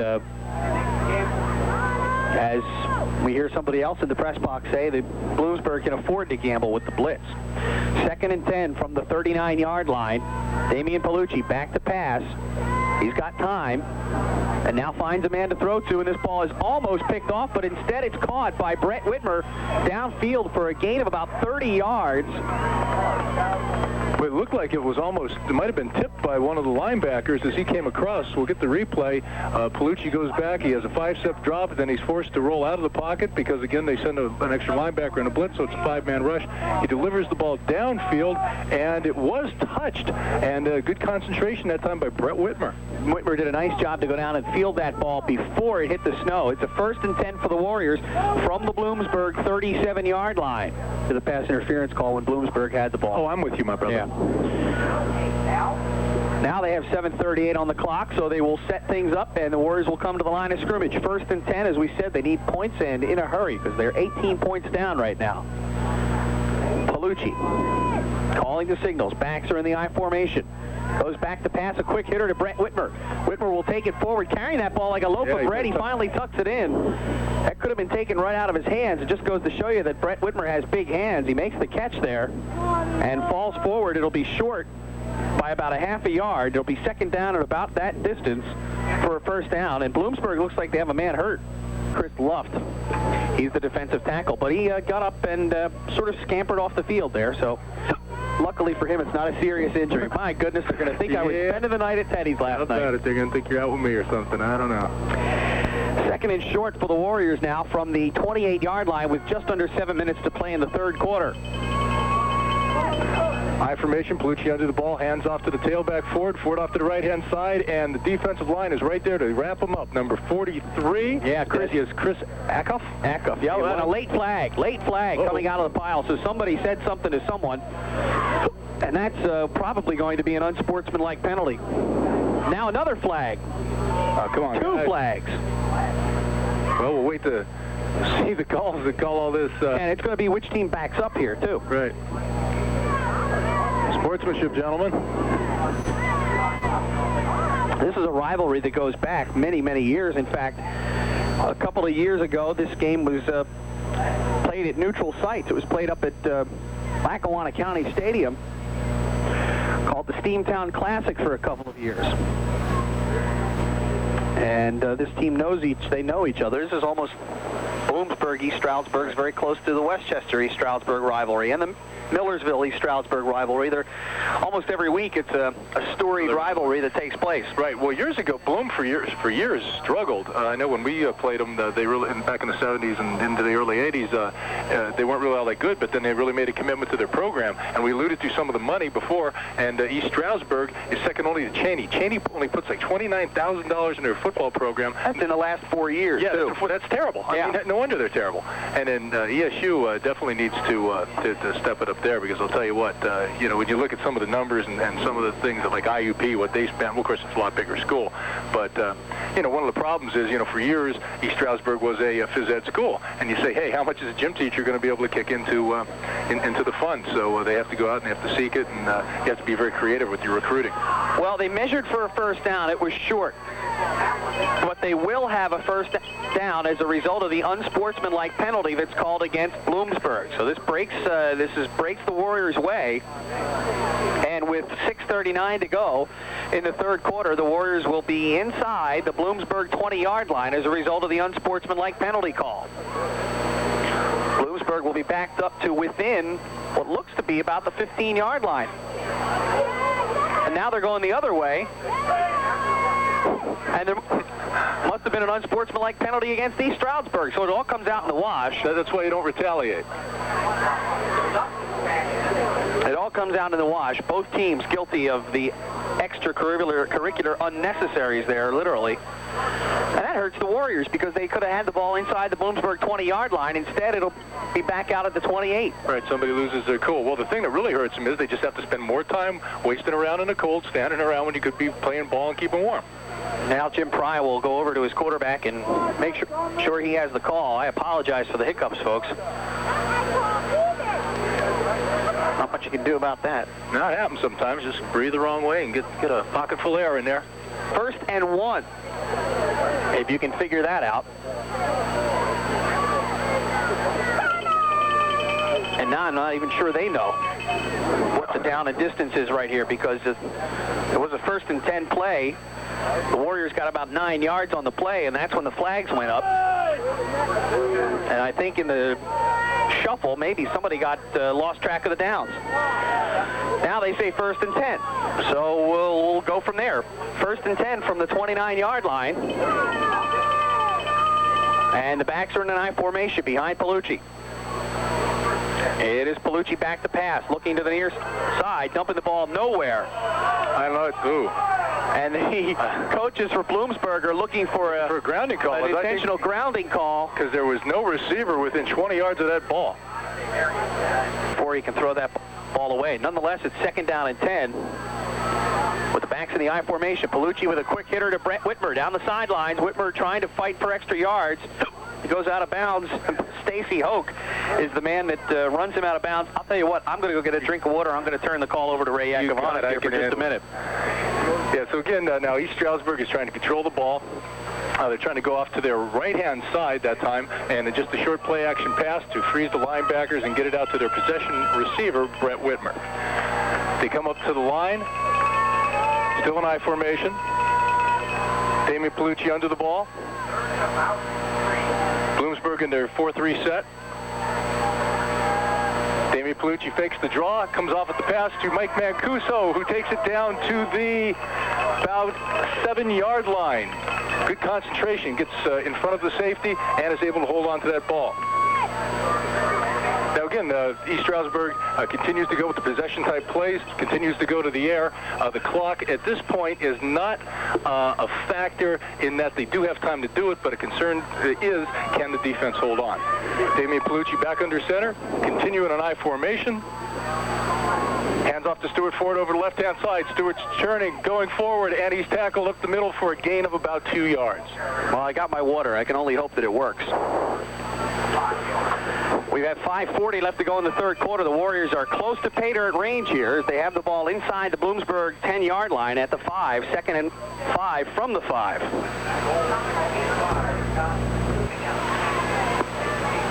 You've got Brett Whitmer and Mike Mancuso to the far side, Jason Klush to the near side. Rizzo and Ford are in the I formation. About 5 seconds on the play clock. Palucci hands off to Stuart Ford, looking for running room. Ford is gang tackled at about the 3-yard line. And that's where he gets dropped. Yeah, that was good gang tackle, and there's 3 guys there, and they really wrapped up and did a nice job not to let him get that extra yard. We're under 5 minutes now to play in the third quarter. And this is a critical drive for the Warriors because if they have any chance staying with Bloomsburg, a field goal is not going to help them here. They need the touchdown. 4:45 to go in the third quarter. 3rd and 3 from the 3.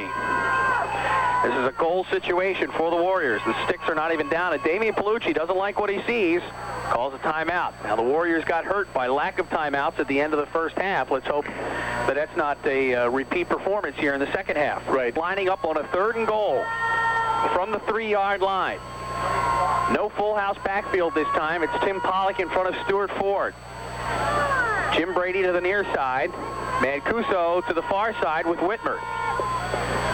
Plenty of time on the play clock, so that shouldn't be a problem this time. Here's the play. Palucci looking. Now he has to sidestep a tackler, throws the ball in the end zone. Touchdown! East Stroudsburg University coming up with the catch. It's Mike Mancuso. Right, Mancuso made a nice move to the inside, just gets into the end zone, and I believe he might have twisted his ankle because he appears to be hobbling as he runs off to the sidelines. That could be a crucial injury for the Warriors. But he's a tough kid, I'll tell you what. In his last game as a senior, you'd have to shoot him to keep him out.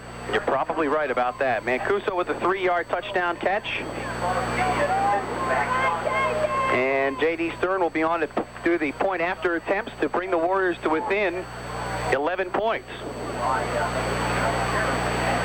Jeff Brobst will be the holder. The snap, the spot, the kick is up.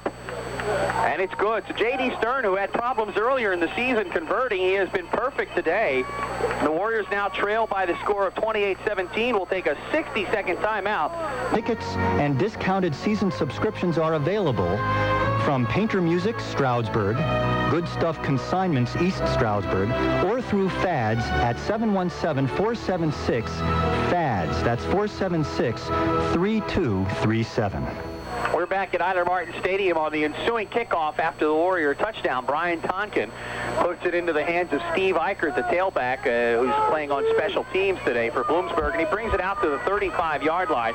But the thing is, you have to give credit to the Warrior coverage team is they did not let him break off a big return. Right. It sounds like a lot with the 35-yard line, but it was a short kick. Right, and it was a sure tackle, and that was number 28, the fullback Ben Rizzo, who did that. 1st and 10 for Eric Miller and the Bloomsburg offense. They lead 28-17. The Warriors need a defensive stop in a hurry. Herb Sigler trying to cut it outside, and the Warriors will shed a block and get Sigler down, but this time Sigler will pick up about 7 or 8 yards on the play.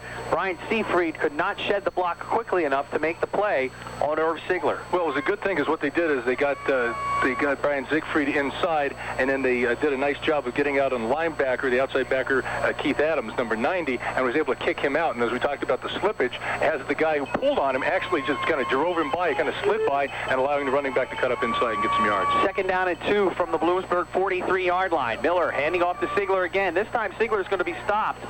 He will fall forward close to the 1st down. I don't think he has quite enough, though. Yeah, that up-the-gut stuff is going to be tough because, again, it's just tough for those guys to get a good, crisp explosion off the ball and root anybody out. And judging by the look of the field, again, as we said, the field's pretty much all covered in white, but that white is starting to mix with brown from the dirt on the field. Referees are going to call a timeout for an official measurement here, but what's happened is most of the majority of this ball game has been played on the left-hand side of the field, which is right now the Bloomsburg end of the field. I don't know whether it makes any difference when you get to the where the Warriors goal that they're defending, but that's where the cleaner snow is anyway, and it may mean that the footing down there is maybe more slick than it is where they are now because you've had a chance for some of that dirt to mix in with the snow. Right, I would imagine that, okay, well, although it's muddy, it certainly wasn't as bad as it is at Bloomsburg last week, and we do have some grass under there. So right, there's lots of grass underneath. But dirty snow is better than clean snow in this case. Right. But no yellow snow. No yellow snow, unless it's a flag. 1st and 10 from the Warrior, the Bloomsburg 45-yard line. He did get the 1st down. Miller back to pass now, floating one downfield for Mike Lelko, and Lelko will catch the ball, but he was out of bounds, so it will go as an incompletion for Eric Miller, who has not had the most stellar day when it comes to completion percentage. However, he's done enough to have the Warriors trailing here and have the Huskies ahead in this ball game. Right, well, this is a very big series for the ESU defense because they have to hold and they have to get the ball back for the offense because time is a waste, and they got to put some points up and close that now 11-point gap. 2nd and 10, check it, and it'll be Eric Miller with the receivers out to the far side. Lelko in the slot, and his brother, freshman Mike, is also in the slot. And this time Sigler gets the carry, but not much doing. The Warriors will get in there quickly, and now every time the Sigler gets the ball, the Warriors have at least 5 or 6 helmets near the ball, and Sigler on that play only picked up 3 yards. It'll be 3rd down and call it 7. I was just watching Brian Siegfried shake himself off and a couple of those other guys, and it was reminiscent again of playing out in the slop and all that, and you get that ice slide back down off your helmet, down the back of your shirt and everything. Oh, there's nothing like that. Gotta hate that. They'll say that Siegler only got 1 yard, so this is a critical 3rd and 9 play. Miller going downfield for Ron Lelko. Lelko has his hands on the ball but cannot make the catch. And that was good coverage by Chad Brain. He was with him stride for stride. Brain was right behind him, although Lelko was really the only man that could catch that ball. Lelko could not bring it in, so the Warriors do hold.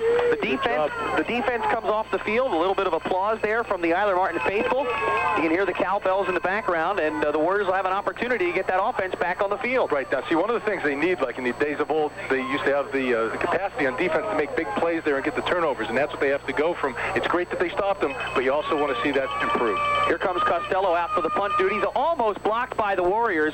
Mancuso will take this at the 13-yard line and have somewhat of a return here, trying to turn the corner on the far sideline.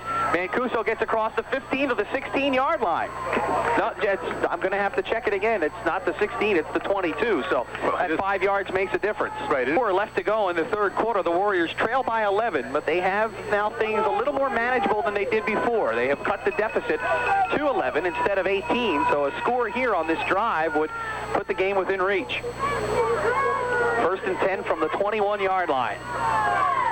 Palucci back to pass. Another quick hitter to Brett Whitmer. Does he make the catch? Yes.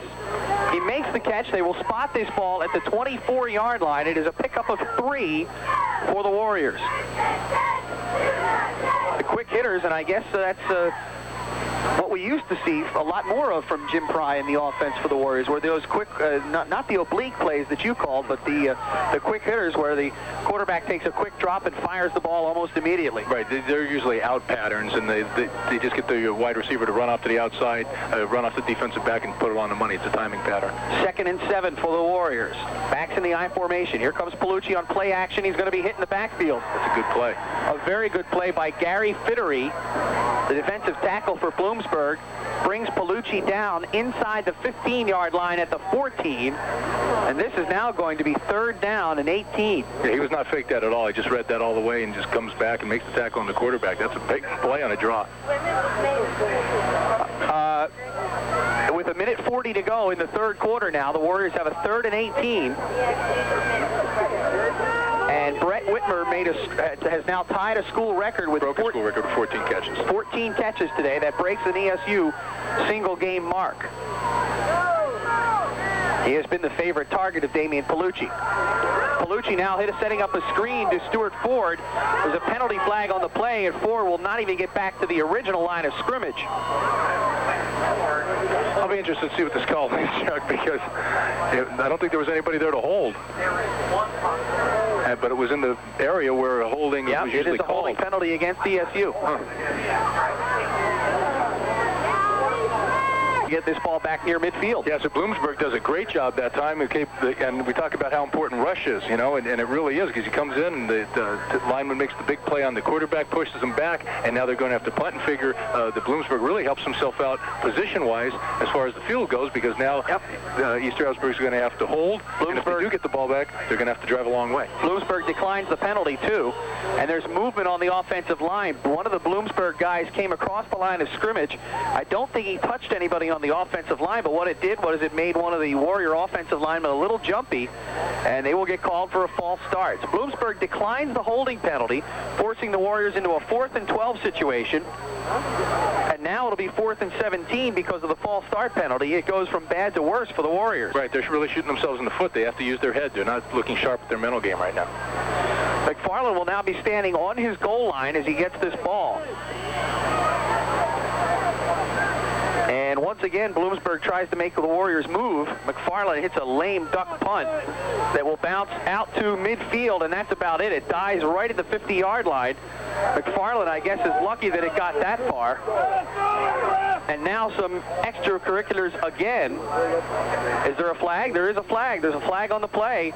And the man who's happiest about it right now is Michael Roberts from Bloomsburg.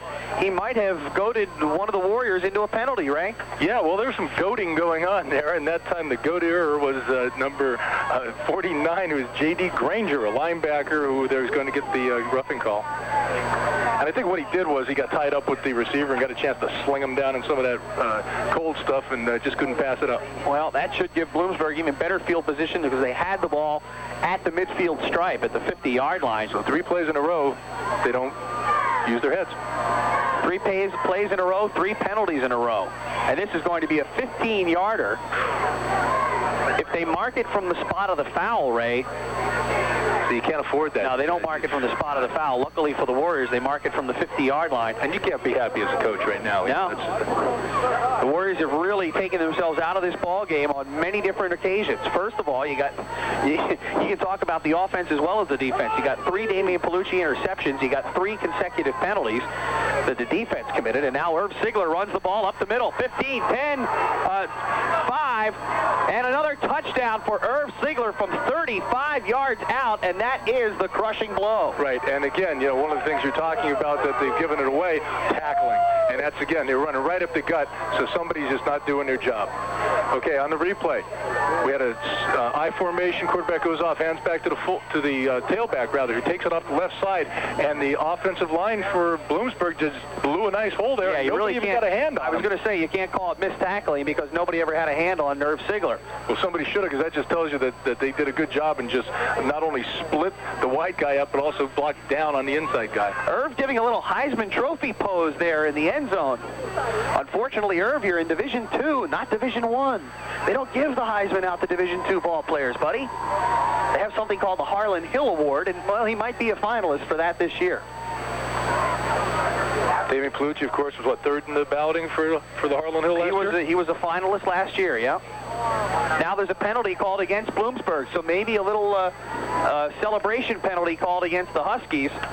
And it is an unsportsmanlike conduct call because this comes out 15 yards from the 2-yard line out to the 17. Right, and the thing is, you get enough, the play itself should be enough, and I'm not a fan of hot dog and all. I think that's a terrific call.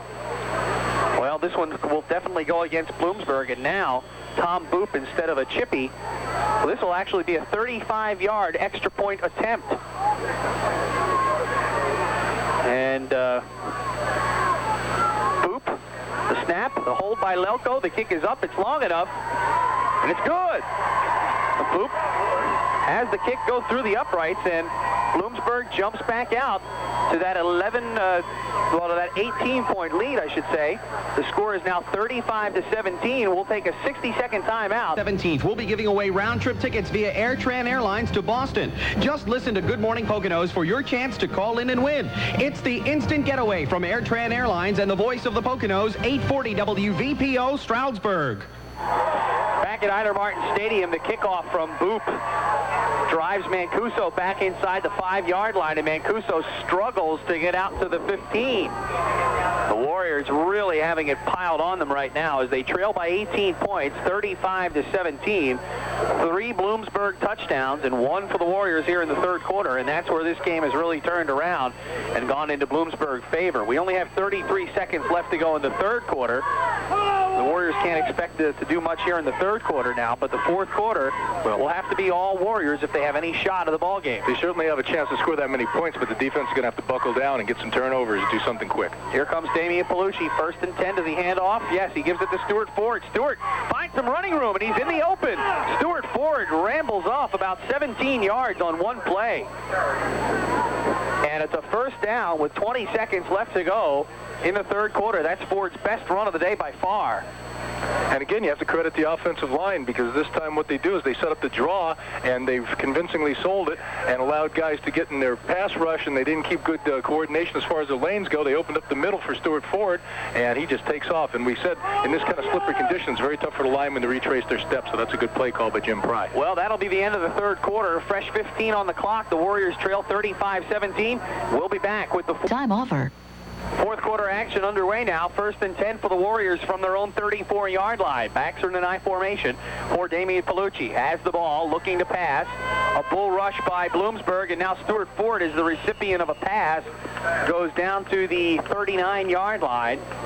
No flag on the play, though. It looked like the Warriors might have gotten away with a hold there. Right. And Ford did a nice job of coming back on that ball because it was thrown behind him, and he had to stop and then come back on it. And he did concentrate and not try to run with it first, so he did a nice job. Jason Cush comes into the lineup, as well as Tim Pollock. Pollock bringing in the plays. Pollock and Ben Rizzo given the responsibility of sending the plays into the huddle for the Warriors offense today. They definitely wanted to keep Stuart Ford in there as much as possible. He alternated with Andre Myers for about the first 4 or 5 games of the season. And Palucci back to pass, looking. Now all of a sudden he just stood there for a minute. Damian Palucci stood there as if the play was done. As if there were all of a sudden a timeout or something, and he stood there and allowed himself to be hit and sacked. I don't understand that at all. Maybe he thought the play was whistled dead. Yeah, some stuff came flying, too, because as the guy tackled him, Palucci, I guess, had something to keep his hands warm. It's kind of like a, what do you call those, fanny pack? Like a muff? Yeah, like a muff almost in there, and as he tackled him, he ripped that off. That'll be 3rd and long now for the Warriors. And as we see, we've talked about Stuart Ford alternating plays with Andre Myers. It's incredible. It's an incredible testament to Stuart Ford that he's been able to have a 1,000-yard season, because the way they were rotating the tailbacks early in the season, you wouldn't have thought that either tailback would have had the chance to get 1,000 yards. Yeah, he really stepped up, and that's going to change the complexion of the offense in the future. Here's Ford taking a screen pass because he had nothing else. He was the safety valve on that play, and he actually gets about 10 yards on the play, but because of the sack prior to it, it will be well short of a first down. It's 4th and 4, and the Warriors punt team will come back on the field. And don't ask me why. You're down 18 points. I figure every play is, every series is 4-down territory. And you especially want to keep your defense off. But I mean, you know, it does make sense too, in that they have to drive them back. So special teams is important because they got to cover. Well, here comes Matt McFarland to see if he can outkick the coverage this time. It's a high punt, sending Bloomsburg back to the 20-yard line, 25-yard line, and now down at the 27. So the coverage team does a good job that time. So it pays off because special teams comes up. Special teams comes up big, and now if the defense can get a turnover, but well, that's the big if. The Warriors have not shown had many turnovers this year. They haven't shown the capability to do that. You know, either hit somebody, make them cough up the ball on a fumble, or interceptions, and certainly they've had some problems with their pass rush. They are the only team in the conference to be minus double digits. They are minus 12 on the turnovers this year. The next worst is Lock Haven, who's only a minus 3. So the Warriors are guilty of the turnover bug much more often than their opponents. Right, well, their defense isn't getting any, so that makes for the ratio. Sigler, carry for about 3 yards. And when your quarterback throws 3 interceptions in the first half of the ball game, that already puts you behind the 8 ball. Ain't that the truth? Sigler gets about 4 yards on that carry. It'll be 2nd down and a long 6 for Bloomsburg, who can really just run out the clock at this point, leading by the score of 35-17. There's 13 minutes, actually 12:53 to go. It's going to take a lot to run the clock out, but they keep the drives moving. There'll be no way for the Warriors to get back into this ball game. Miller handing off to who else? Irv Sigler. Sigler breaking one, and he's off to the races again. He's at the 30. He's at the 20. 15, 10, 5. Touchdown. Catapulting into the end zone is Irv Sigler, and this time he goes 69 yards. He is the real deal, Ray. I'll tell you what, well, he looks like a man playing with boys out there, because they do a nice job of blocking off to the right-hand side. They just pitch him the ball. He gets accelerating, and nobody in the field can touch him. But it's coming back. There's a flag at the 30-yard line. Boy, that's got to make Danny Hale. Well, that's got to kill Sigler, man. That's a nice effort, you know. That's got to make Danny Hale very, very disappointed, because that one was ripped off from 69 yards. Sigler blew through a hole, but now I guess we know why there was such a big hole there. Exactly that. Yeah, you see the hold right there was committed by the offensive tackle on that right-hand side, playing on Brian Siegfried, and just held on to him. But, you look at the closest person to him was Scruggs, who has some speed, and he just wasn't able to get there. Scruggs tried to catch up to him and forced actually Sigler to catapult into the end zone, but this one will come back. Well, Sigler was well on his way. We have the statistics here. Sigler with 115 yards on the day actually needed something like 200 plus,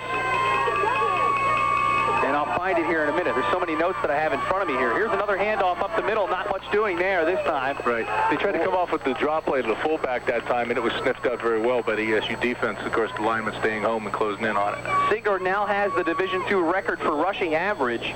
He needed 85 yards to do that. He needed 279 yards to break the single-season record of 2,140 set last year. 115 plus the 69 that he had there. Well, if he could rip off a couple more big ones, would have put him close to it. Yeah. Miller back to pass.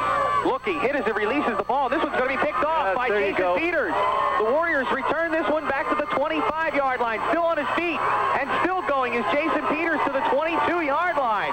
So it's not over yet, folks. That's a big play, and that's exactly what we said that ESU's been lacking, and that's a turnover. And Damian Palucci, the troubles he's been having, that was just a poorly thrown ball by Miller. Boy, how about that? Taking points off the board, literally, were the Bloomsburg Huskies, as they had a 69-yard touchdown run negated by a holding penalty, and now Miller comes back and throws an interception. The Warriors can cash in and make this game a little closer. Yeah, it was really overthrown because there were 3 defenders around there and no receiver within 10 yards. 11:42 to go in the third quarter. The Warriors with the ball on the Bloomsburg 22-yard line.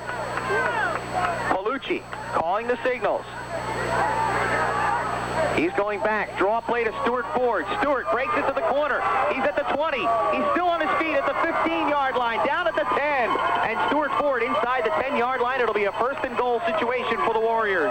Right. And I think also he's knocked out of bounds. Of course, stops the clock. They have to move the chains up and everything. That's a nice run by Ford. Nothing fancy. They just give the ball to him. Good blocking off the right-hand side, and he does the rest with just effort. Stuart Ford says Urban Sigler can run for 69 yards. I'll come off and rattle one off of my own. And that was a pretty good run for the Warrior tailback. And the thing is, for as sloppy as conditions are, it's a pretty exciting game. I mean, there's give and take. There's good stuff going back, and I really like the fact that the defense got a turnover. That was big. Well, we were waiting for that to happen. First and goal for the Warriors from the 9-yard line. Palucci looking. Now he's going to turn it under and run. He's at the 5, and he's down at the 4-yard line. Damian Palucci getting about 5 yards on that carry. It'll bring up a second down and goal. 10:50 and counting in the fourth quarter. Right, and they keep the drive alive, so that was a good play by Palucci. Looks it over, didn't see anybody open, doesn't waste it, gets 5 yards out of it. The Warrior faithful really want the Warriors to score here. Second and goal from the 4-yard line. The Warriors trailing by the score of 35-17. And Jason Klush is split out to the far side. Actually, that's the near side. And Palucci's looking for him, and it's knocked down in the end zone. Nice play. That was a nice play. Very nice play by number 19, John Salos. The junior quarterback made a nice play as Jason Klush was standing in the end zone. If anything, Damian Palucci was a little guilty of maybe telegraphing that one because he never looked left. Yeah, it seems like he just held on to that a little too long, and we have the wide receiver standing there. You figure the defensive back's going to have some time to close, and if they're going to do that kind of play, it has to be a little more time. Now this time, Klush goes out to the far side. It's Whitmer and Mancuso to the near side. Let's see what happens. Draw play to Stuart Ford. Stewart will be short of the end zone. It'll bring up a 4th and 3, and with a 4th down and 3 coming up, Ray Yakovanis, I think you have to go for it here. Oh, sure, you absolutely do, because then they have to drive the length of the field, so you ain't got nothing to lose at this point. Well, I don't think there's any question that they're going to go for the touchdown here. On a 4th and goal situation, it's just a matter of how are they going to make it happen. Yeah, because, heck, you're down, 18 points? But the field goal isn't going to do anything for you. Field goal does nothing for you here. The Warrior cheerleading squad down at that end of the field, as you can hear them. And here's the call. Palucci back to pass. Looking, firing into the end zone. Mike Mancuso! Yes.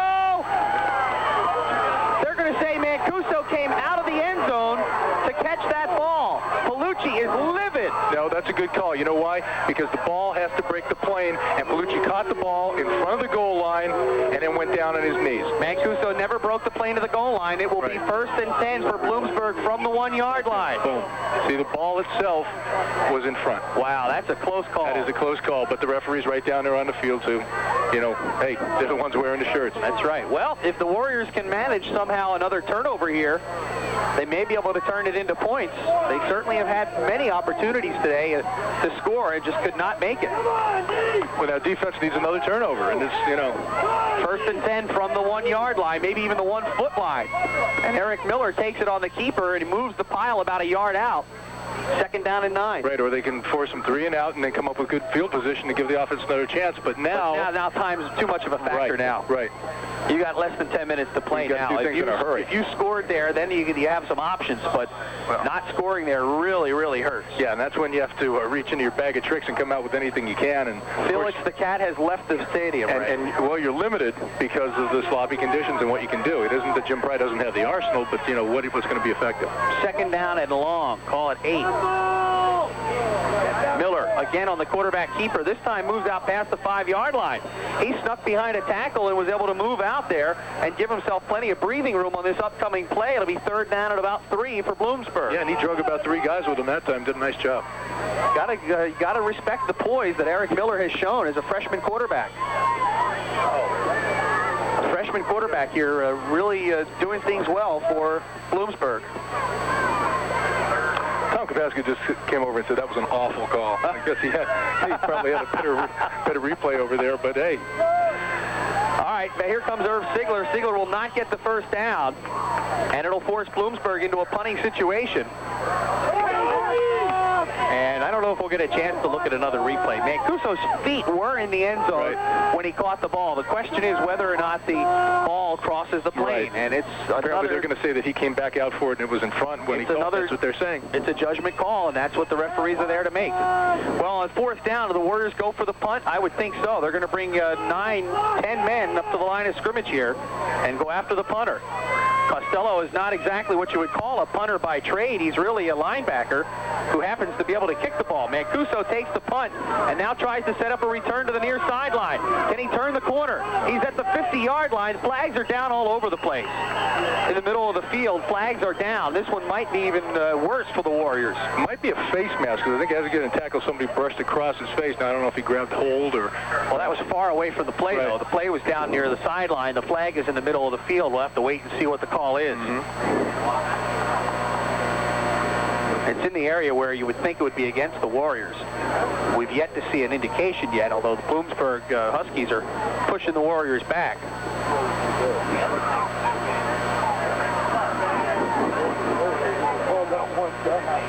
And now let's wait and see. We may have 2 calls here. We have a face mask penalty against Bloomsburg. We have a personal foul clip against East Stroudsburg. So, offsetting penalties. And will they make them step both of them off like they did last time? Probably. The refs have to get their exercise in here somehow. We've got 7:37 left to go in the ball game. Bloomsburg leading by the score of 35-17. And were it not for a holding penalty earlier in the quarter, it could be a lot worse. Yeah, Dickford really showing, like you said, that he is the deal. He has the capability to really bust the game wide open. You know, he's the type of guy that might actually make it might get a look from some professional scouts. It's not often that you see many Division II ball players make it to the pro level. There's obviously not as many as that come out of Division I, but he's a guy that might get some looks as a free agent. I imagine he'll definitely get a look, and hey, you never know what some of those teams are thinking. Running back's a different kind of position too, because you don't have to be the biggest person in the world. You don't have to necessarily be the strongest person in the world. Speed certainly helps, and you have to have a certain amount of that, and balance and some other good things. But it's kind of deceptive. You know, there's more of a natural gift to running the ball. It's either you have it or you don't, and numbers aren't necessarily anything. And I'm thinking of Chuck Foreman, my good friend from the Vikings, who ran about a 5-flat 40, but was one of the great ones. He was a tough punishing runner. That's what made him so durable in the NFL. Well, they mark off a 15-yard penalty against the Warriors for the personal foul. Then they mark off a 5-yard face mask penalty against Bloomsburg. As a result, the Warriors will have it 1st and 10 at their own 45-yard line. 7:37 to go. The Warriors trail by 18. It's going to take a miracle finish for the Warriors to upset the Pennsylvania Conference Eastern Division champions here on this day. Nobody in the backfield. Palucci sends all his men out, and it's Jason Clutch with the clutch catch at the 40-yard line of Bloomsburg. That's good for a Warrior 1st down. And that's the thing. They continue to go to the inside, to those possession-type passes, and they spread it around. Of course, Whitmer's had a very big day. Mancuso's done some great things, and they're also working Linda Clutch, who's getting a lot of experience, and that's going to help out the receiver corps in the future. 1st and 10 from the Bloomsburg 39 is where they will officially mark it. Clutch will be back next year. Clutch is a sophomore, and they have another freshman wide receiver named Rocco Colucci, who has seen some time this year. Colucci back to pass. Got plenty of time. Now finally tries to evade another rush, and he's going to be hit from behind. Ball comes loose, and it's still on the ground. Bloomsburg will recover it, I believe. Bloomsburg recovers at the 45, 44-yard line of the Warriors. See, that's big, Chuck. That's how important pressure is. So they send the blitz, they get all over Palucci, they hit him. As they hit him, they strip the ball, and Bloom, with a good hustle, is able to recover it. And that just takes the wind out of ESU's sails, and I don't see any way they can come back now. Boy, some Warriors are throwing their helmets on the sidelines. This team has now been demoralized, I think, by this Bloomsburg Husky team. Right. Credit Fran Gregor, a linebacker, number 9, freshman from Downingtown, PA, who came up with that tackle and strip. And recovery. And recovery. 1st and 10 for Bloomsburg from the Warrior 39-yard line. And here's Miller handing off to Sigler. Sigler trying to step through a hole, and Kevin Nagel is there to tackle him at the line of scrimmage. If there is a defense and a late flag, and if there's a defensive player of the game for the Warriors today, I would have to say that Kevin Nagel gets my vote, Ray Yakubanis. Yeah, well, it's probably, a lot to do with the scheme they put him on. Now, he's spying, the running back, and they just have him on there. But, he's playing, he's really stepping up, and I like to see what he's doing, and I hope that he can continue that next year. As we said, Nagel's a sophomore from Pleasant Valley, although I think we have a little... He's listed as a junior in the ESU program, but on the 2-deep sheet, he's listed as a sophomore. So we'll take Pete Nevin's second opinion on that and say that he's a sophomore. And the flag is going to be against Bloomsburg. Excuse me, Ray. The flag is a personal foul call against Bloomsburg, so that really pushes them back. And it's now 1st and 25. Sounds about right. I was just going to mention the fact that some other young guys have played well. Number 70, defensive tackle Ken Hemp, has done a nice job in there. And let's see, Steve Braden is a junior, so he gets another year back, and I like some of the hustle that he's shown thus far. 2nd down for Bloomsburg. Warriors looks like they might be coming with a run blitz here as Sigler gets the handoff. And Nagel is there again to wrap him up. Boy, Nagel, the one thing that you cannot say Kevin Nagel is guilty of loose tackling. He makes sure he gets his arms wrapped around Sigler and brings him down yet again. Well, that's it. Maybe that's one of the reasons that they want to put him on the spy. Maybe he's their best tackler. Jason Peters will come in as an extra defensive back. It'll be 3rd and long now for the Warriors. Coming out of the lineup for ESU will be Darian Burkholder, sorry. 3rd and long for Eric Miller, but this game well in hand for Bloomsburg now, 35-17. Deep into the 4th quarter. Draw play. Sigler. Nothing doing. Well, the biggest thing that's going on is they're running off the clock. Yeah, Bloomsburg has taken a lot of time off the clock. We now have exactly 6 minutes remaining in the ball game.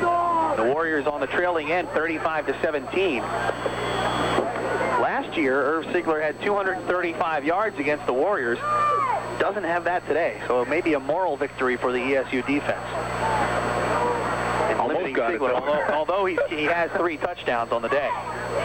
Here's Costello's punt, and again Costello goes down, but this time it'll be sort of an acting call. And now all kinds of flags as Mancuso called for a fair catch, and I guess they're going to say Bloomsburg didn't give him the opportunity to make the catch. Although he made it, they may have gotten too close and interfered with his ability to make the play. Let's see if the call stands up. Well, we've seen that a few times this year, and Mancuso's a tough kid, as we mentioned. He does a lot of the extra stuff, and he doesn't care who's on him, man. You could have to knock his head off before he's not going to get that ball. That's exactly what the call is. Interference on Bloomsburg, which helps the Warriors out, but as we said, too little too late, and maybe you have to go back. There's a couple of things that we were talking about during the halftime break with our cable television colleagues, Bob Capasso and Chris Doty, and Chris said to me that inability to get the field goal has to loom large in the ball game, but also that call at the end zone when the Warriors could not put it in for the score.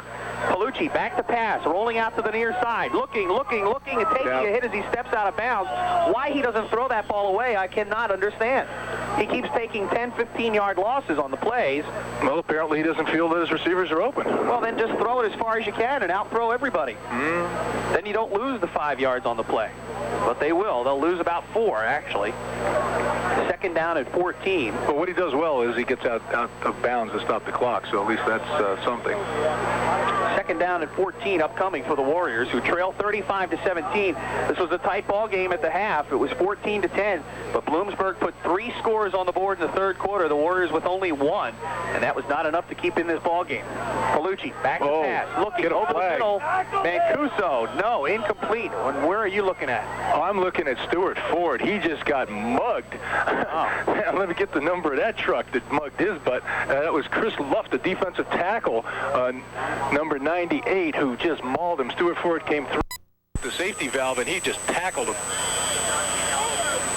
Oh, I see it there, yeah. Luft thought maybe Stuart Ford had the ball. That's a great play by a lineman, you know that? Yeah. That's very heads up. Luft thought that Stuart Ford had the ball on a draw play, and that's why he went after him. You know what? I don't think he did. I think he just tackled him, which is bright. I hope so.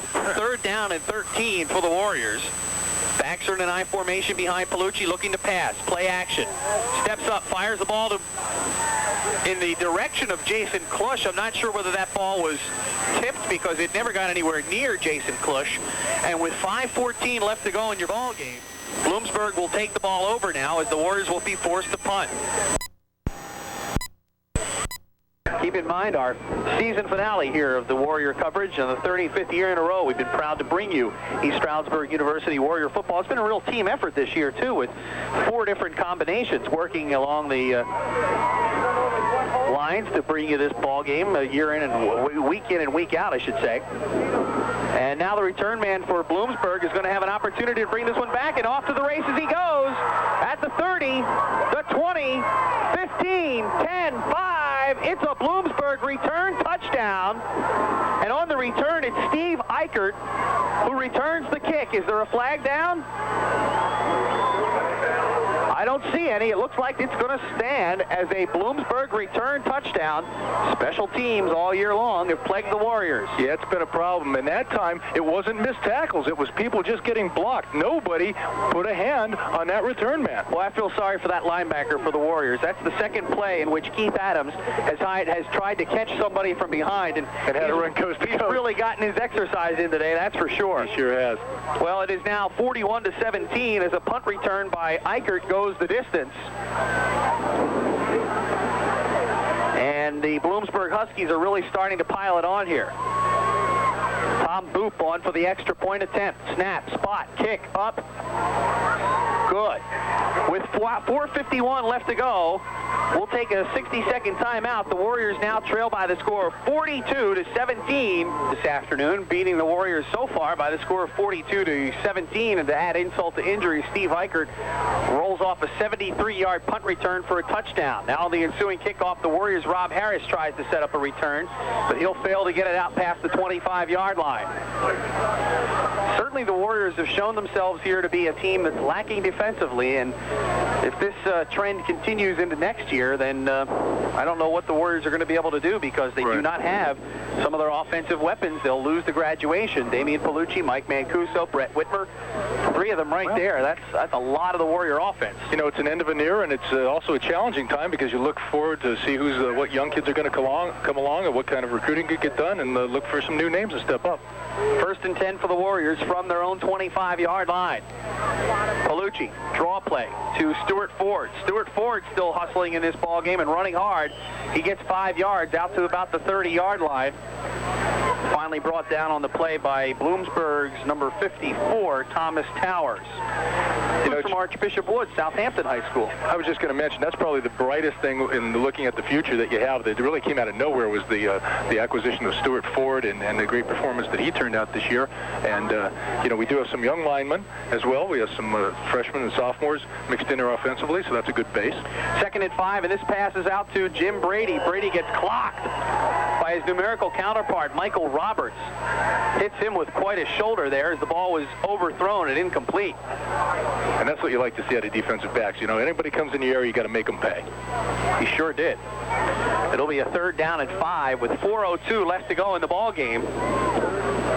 Unlike last week when we were able to time the ending of the game out perfectly to get you back to the studio for CNN News at 4 o'clock, we won't be able to do that today as it is approaching 4 o'clock, and you're listening to ESU Warrior Football live on 840 WVPO Stroudsburg. I'm Chuck Cease along with Ray Yakavanis, Tuxedo Tom Gavin back at the studio. And over the middle goes Danny Palucci for Mike Mancuso, who's nailed, but guess what? Holds on to the ball. He hangs on to the ball. It's a first down catch for Mike Mancuso. And he just gets right back up. Now they say he dropped it. They say he did not complete the pass, but it was a gutsy play over the middle. Mancuso took a real shot and was separated from the ball by number 24, Jay Zaransky, who's been making plays like that for 4 years for Bloomsburg from Crestwood High School. That's up my neck of the woods. That's the arch enemy there. It's a fourth down, and Matt McFarland will be punting here for the Warriors. Good clean snap. The kick is off. A line drive punt taken by Eichert. Will not return it this time. He takes a fair catch at the 41-yard line. It's mop-up time, but Bloomsburg will bring out the starters.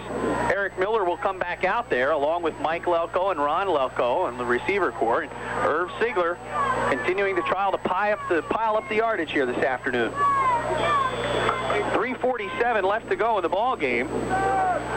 And you know what always amazes me? I know it's not really a long trip. It's only about an hour away, is Bloomsburg, but they always bring a good complement of fans to fill in the visiting sidelines seats. Here comes Ziegler breaking off another run. He's got 10, maybe 15 yards by the time he's brought down. And every first down now brings the Bloomsburg Huskies closer to a perfect 6-0 record in the Pennsylvania Conference Eastern Division. Right, I just, halftime, I caught one of the interviews, and they brought his dad in, and they were had him on one of the stations, and they were talking to him, and he said that he was looking forward to getting a look, and I would definitely think he would someplace or another. If he's not a middle or late round draft choice, so definitely get a free agent shot. They call him Swervin Irvin. And he goes 6'1", 206 pounds, so he's got decent size. He'll carry the ball here and try to rip off another yard, another long run. He's got about 7 yards on that carry. Bloomsburg will move to 9-2 on the year. And it's just unfortunate that maybe in the early part of the season, when they lost one game to Indiana, in fact, both of their losses are against Pennsylvania Conference schools. IUP beat them on September 13th, 18-13, and Shippensburg beat them 34-29. If not for those two losses, you may be looking at a Bloomsburg team that goes to the national playoffs. Irv Ziegler taking it on third down, close to first down yardage. It's going to depend on the spot, but it will be very close. It's not that often that you get the schools in the NCAA Division II playoffs because it's a small field, and Bloomsburg would certainly like to maybe have those games back and have a chance to win those games, and instead could be looking at a perfect season. A 5-point loss to IUP, and we're back to live action as Irv Ziegler will take it on third and short, and he will have the first down and then some. As now it turns into the Irv Ziegler show, and that's what's so important about having a marquee running back who can handle the ball and just run out the clock when you get a lead. Right, and he doesn't fumble either. He does a nice job of holding on to it, and I'm sure they're just letting him, pad his stats. And pad them he will. First and 10 for Bloomsburg, now under 2 minutes to play. Eric Miller still in there at quarterback. The freshman hands off to Ziegler. Ziegler makes a move and then gets nailed by 3 Warrior tacklers. Ziegler has paid for almost every yard here today, but he's also scored 3 touchdowns. And should have had 4. A fourth one was called back because of a holding penalty. Swervin Irvin Ziegler from George Washington High School. His father wearing the Washington Eagle jacket. We saw him, as you said, in the halftime break, talking with Jim Hostetler from Bloomsburg University. Here's Ziegler turning the corner and will be short of a first down, but I believe he stays in bounds and the clock continues to run. And we mentioned this is the season finale, and Chuck, I just would like to take this opportunity to thank WVPO and also the chance that I got to work with WFPG over the years. After 5 years, I'm not going to be with you guys next year. I'm going to get back into some coaching. I offered to volunteer my good friend Rich Manell up at King's College, who recently started back up football, and I'm going to try to help them out next year. So I wish you guys the best, and thanks for all the good times. Ray, it has been a pleasure. pleasure, and it's been wonderful having your unique analysis in the ball game. Sigler now will take the handoff and go inside the 20-yard line, inside the 15 to about the 11. Not that often that you get a guy that can give us a lot of experience about not only the collegiate game, but the NFL game, and we appreciate your insight and all the help that you've provided to a Warrior broadcast throughout the years. We hope for good things from the Kings Colonels. Am I correct? The Monarchs, actually, right. And Wilkes Colonels is the other school up in the Wilkes-Barre area. Now Sigler with a handoff here. He gets upended as he gets the ball. Nothing doing there on that carry. And I believe it was Siegfried on the tackle for the Warriors. We have now 11 seconds left to go, and that should just about do it. I don't think Bloomsburg will be able to get another playoff, although they're going to try, and they will. They'll get a playoff here with 3 seconds left. Sigler taking the handoff, trying to get into the end zone. Turns the corner. There's a flag on the play. They'll say he does not make it into the end zone. So unless it's a defensive penalty against the Warriors, that should be the last play of the game. Wouldn't it be something if they give him another opportunity and he puts it in? Well, the game can't end on a defensive penalty. Right. And we'll have to wait and see. Now they're deciding whether or not he got into the end zone, and I don't see the hands up yet.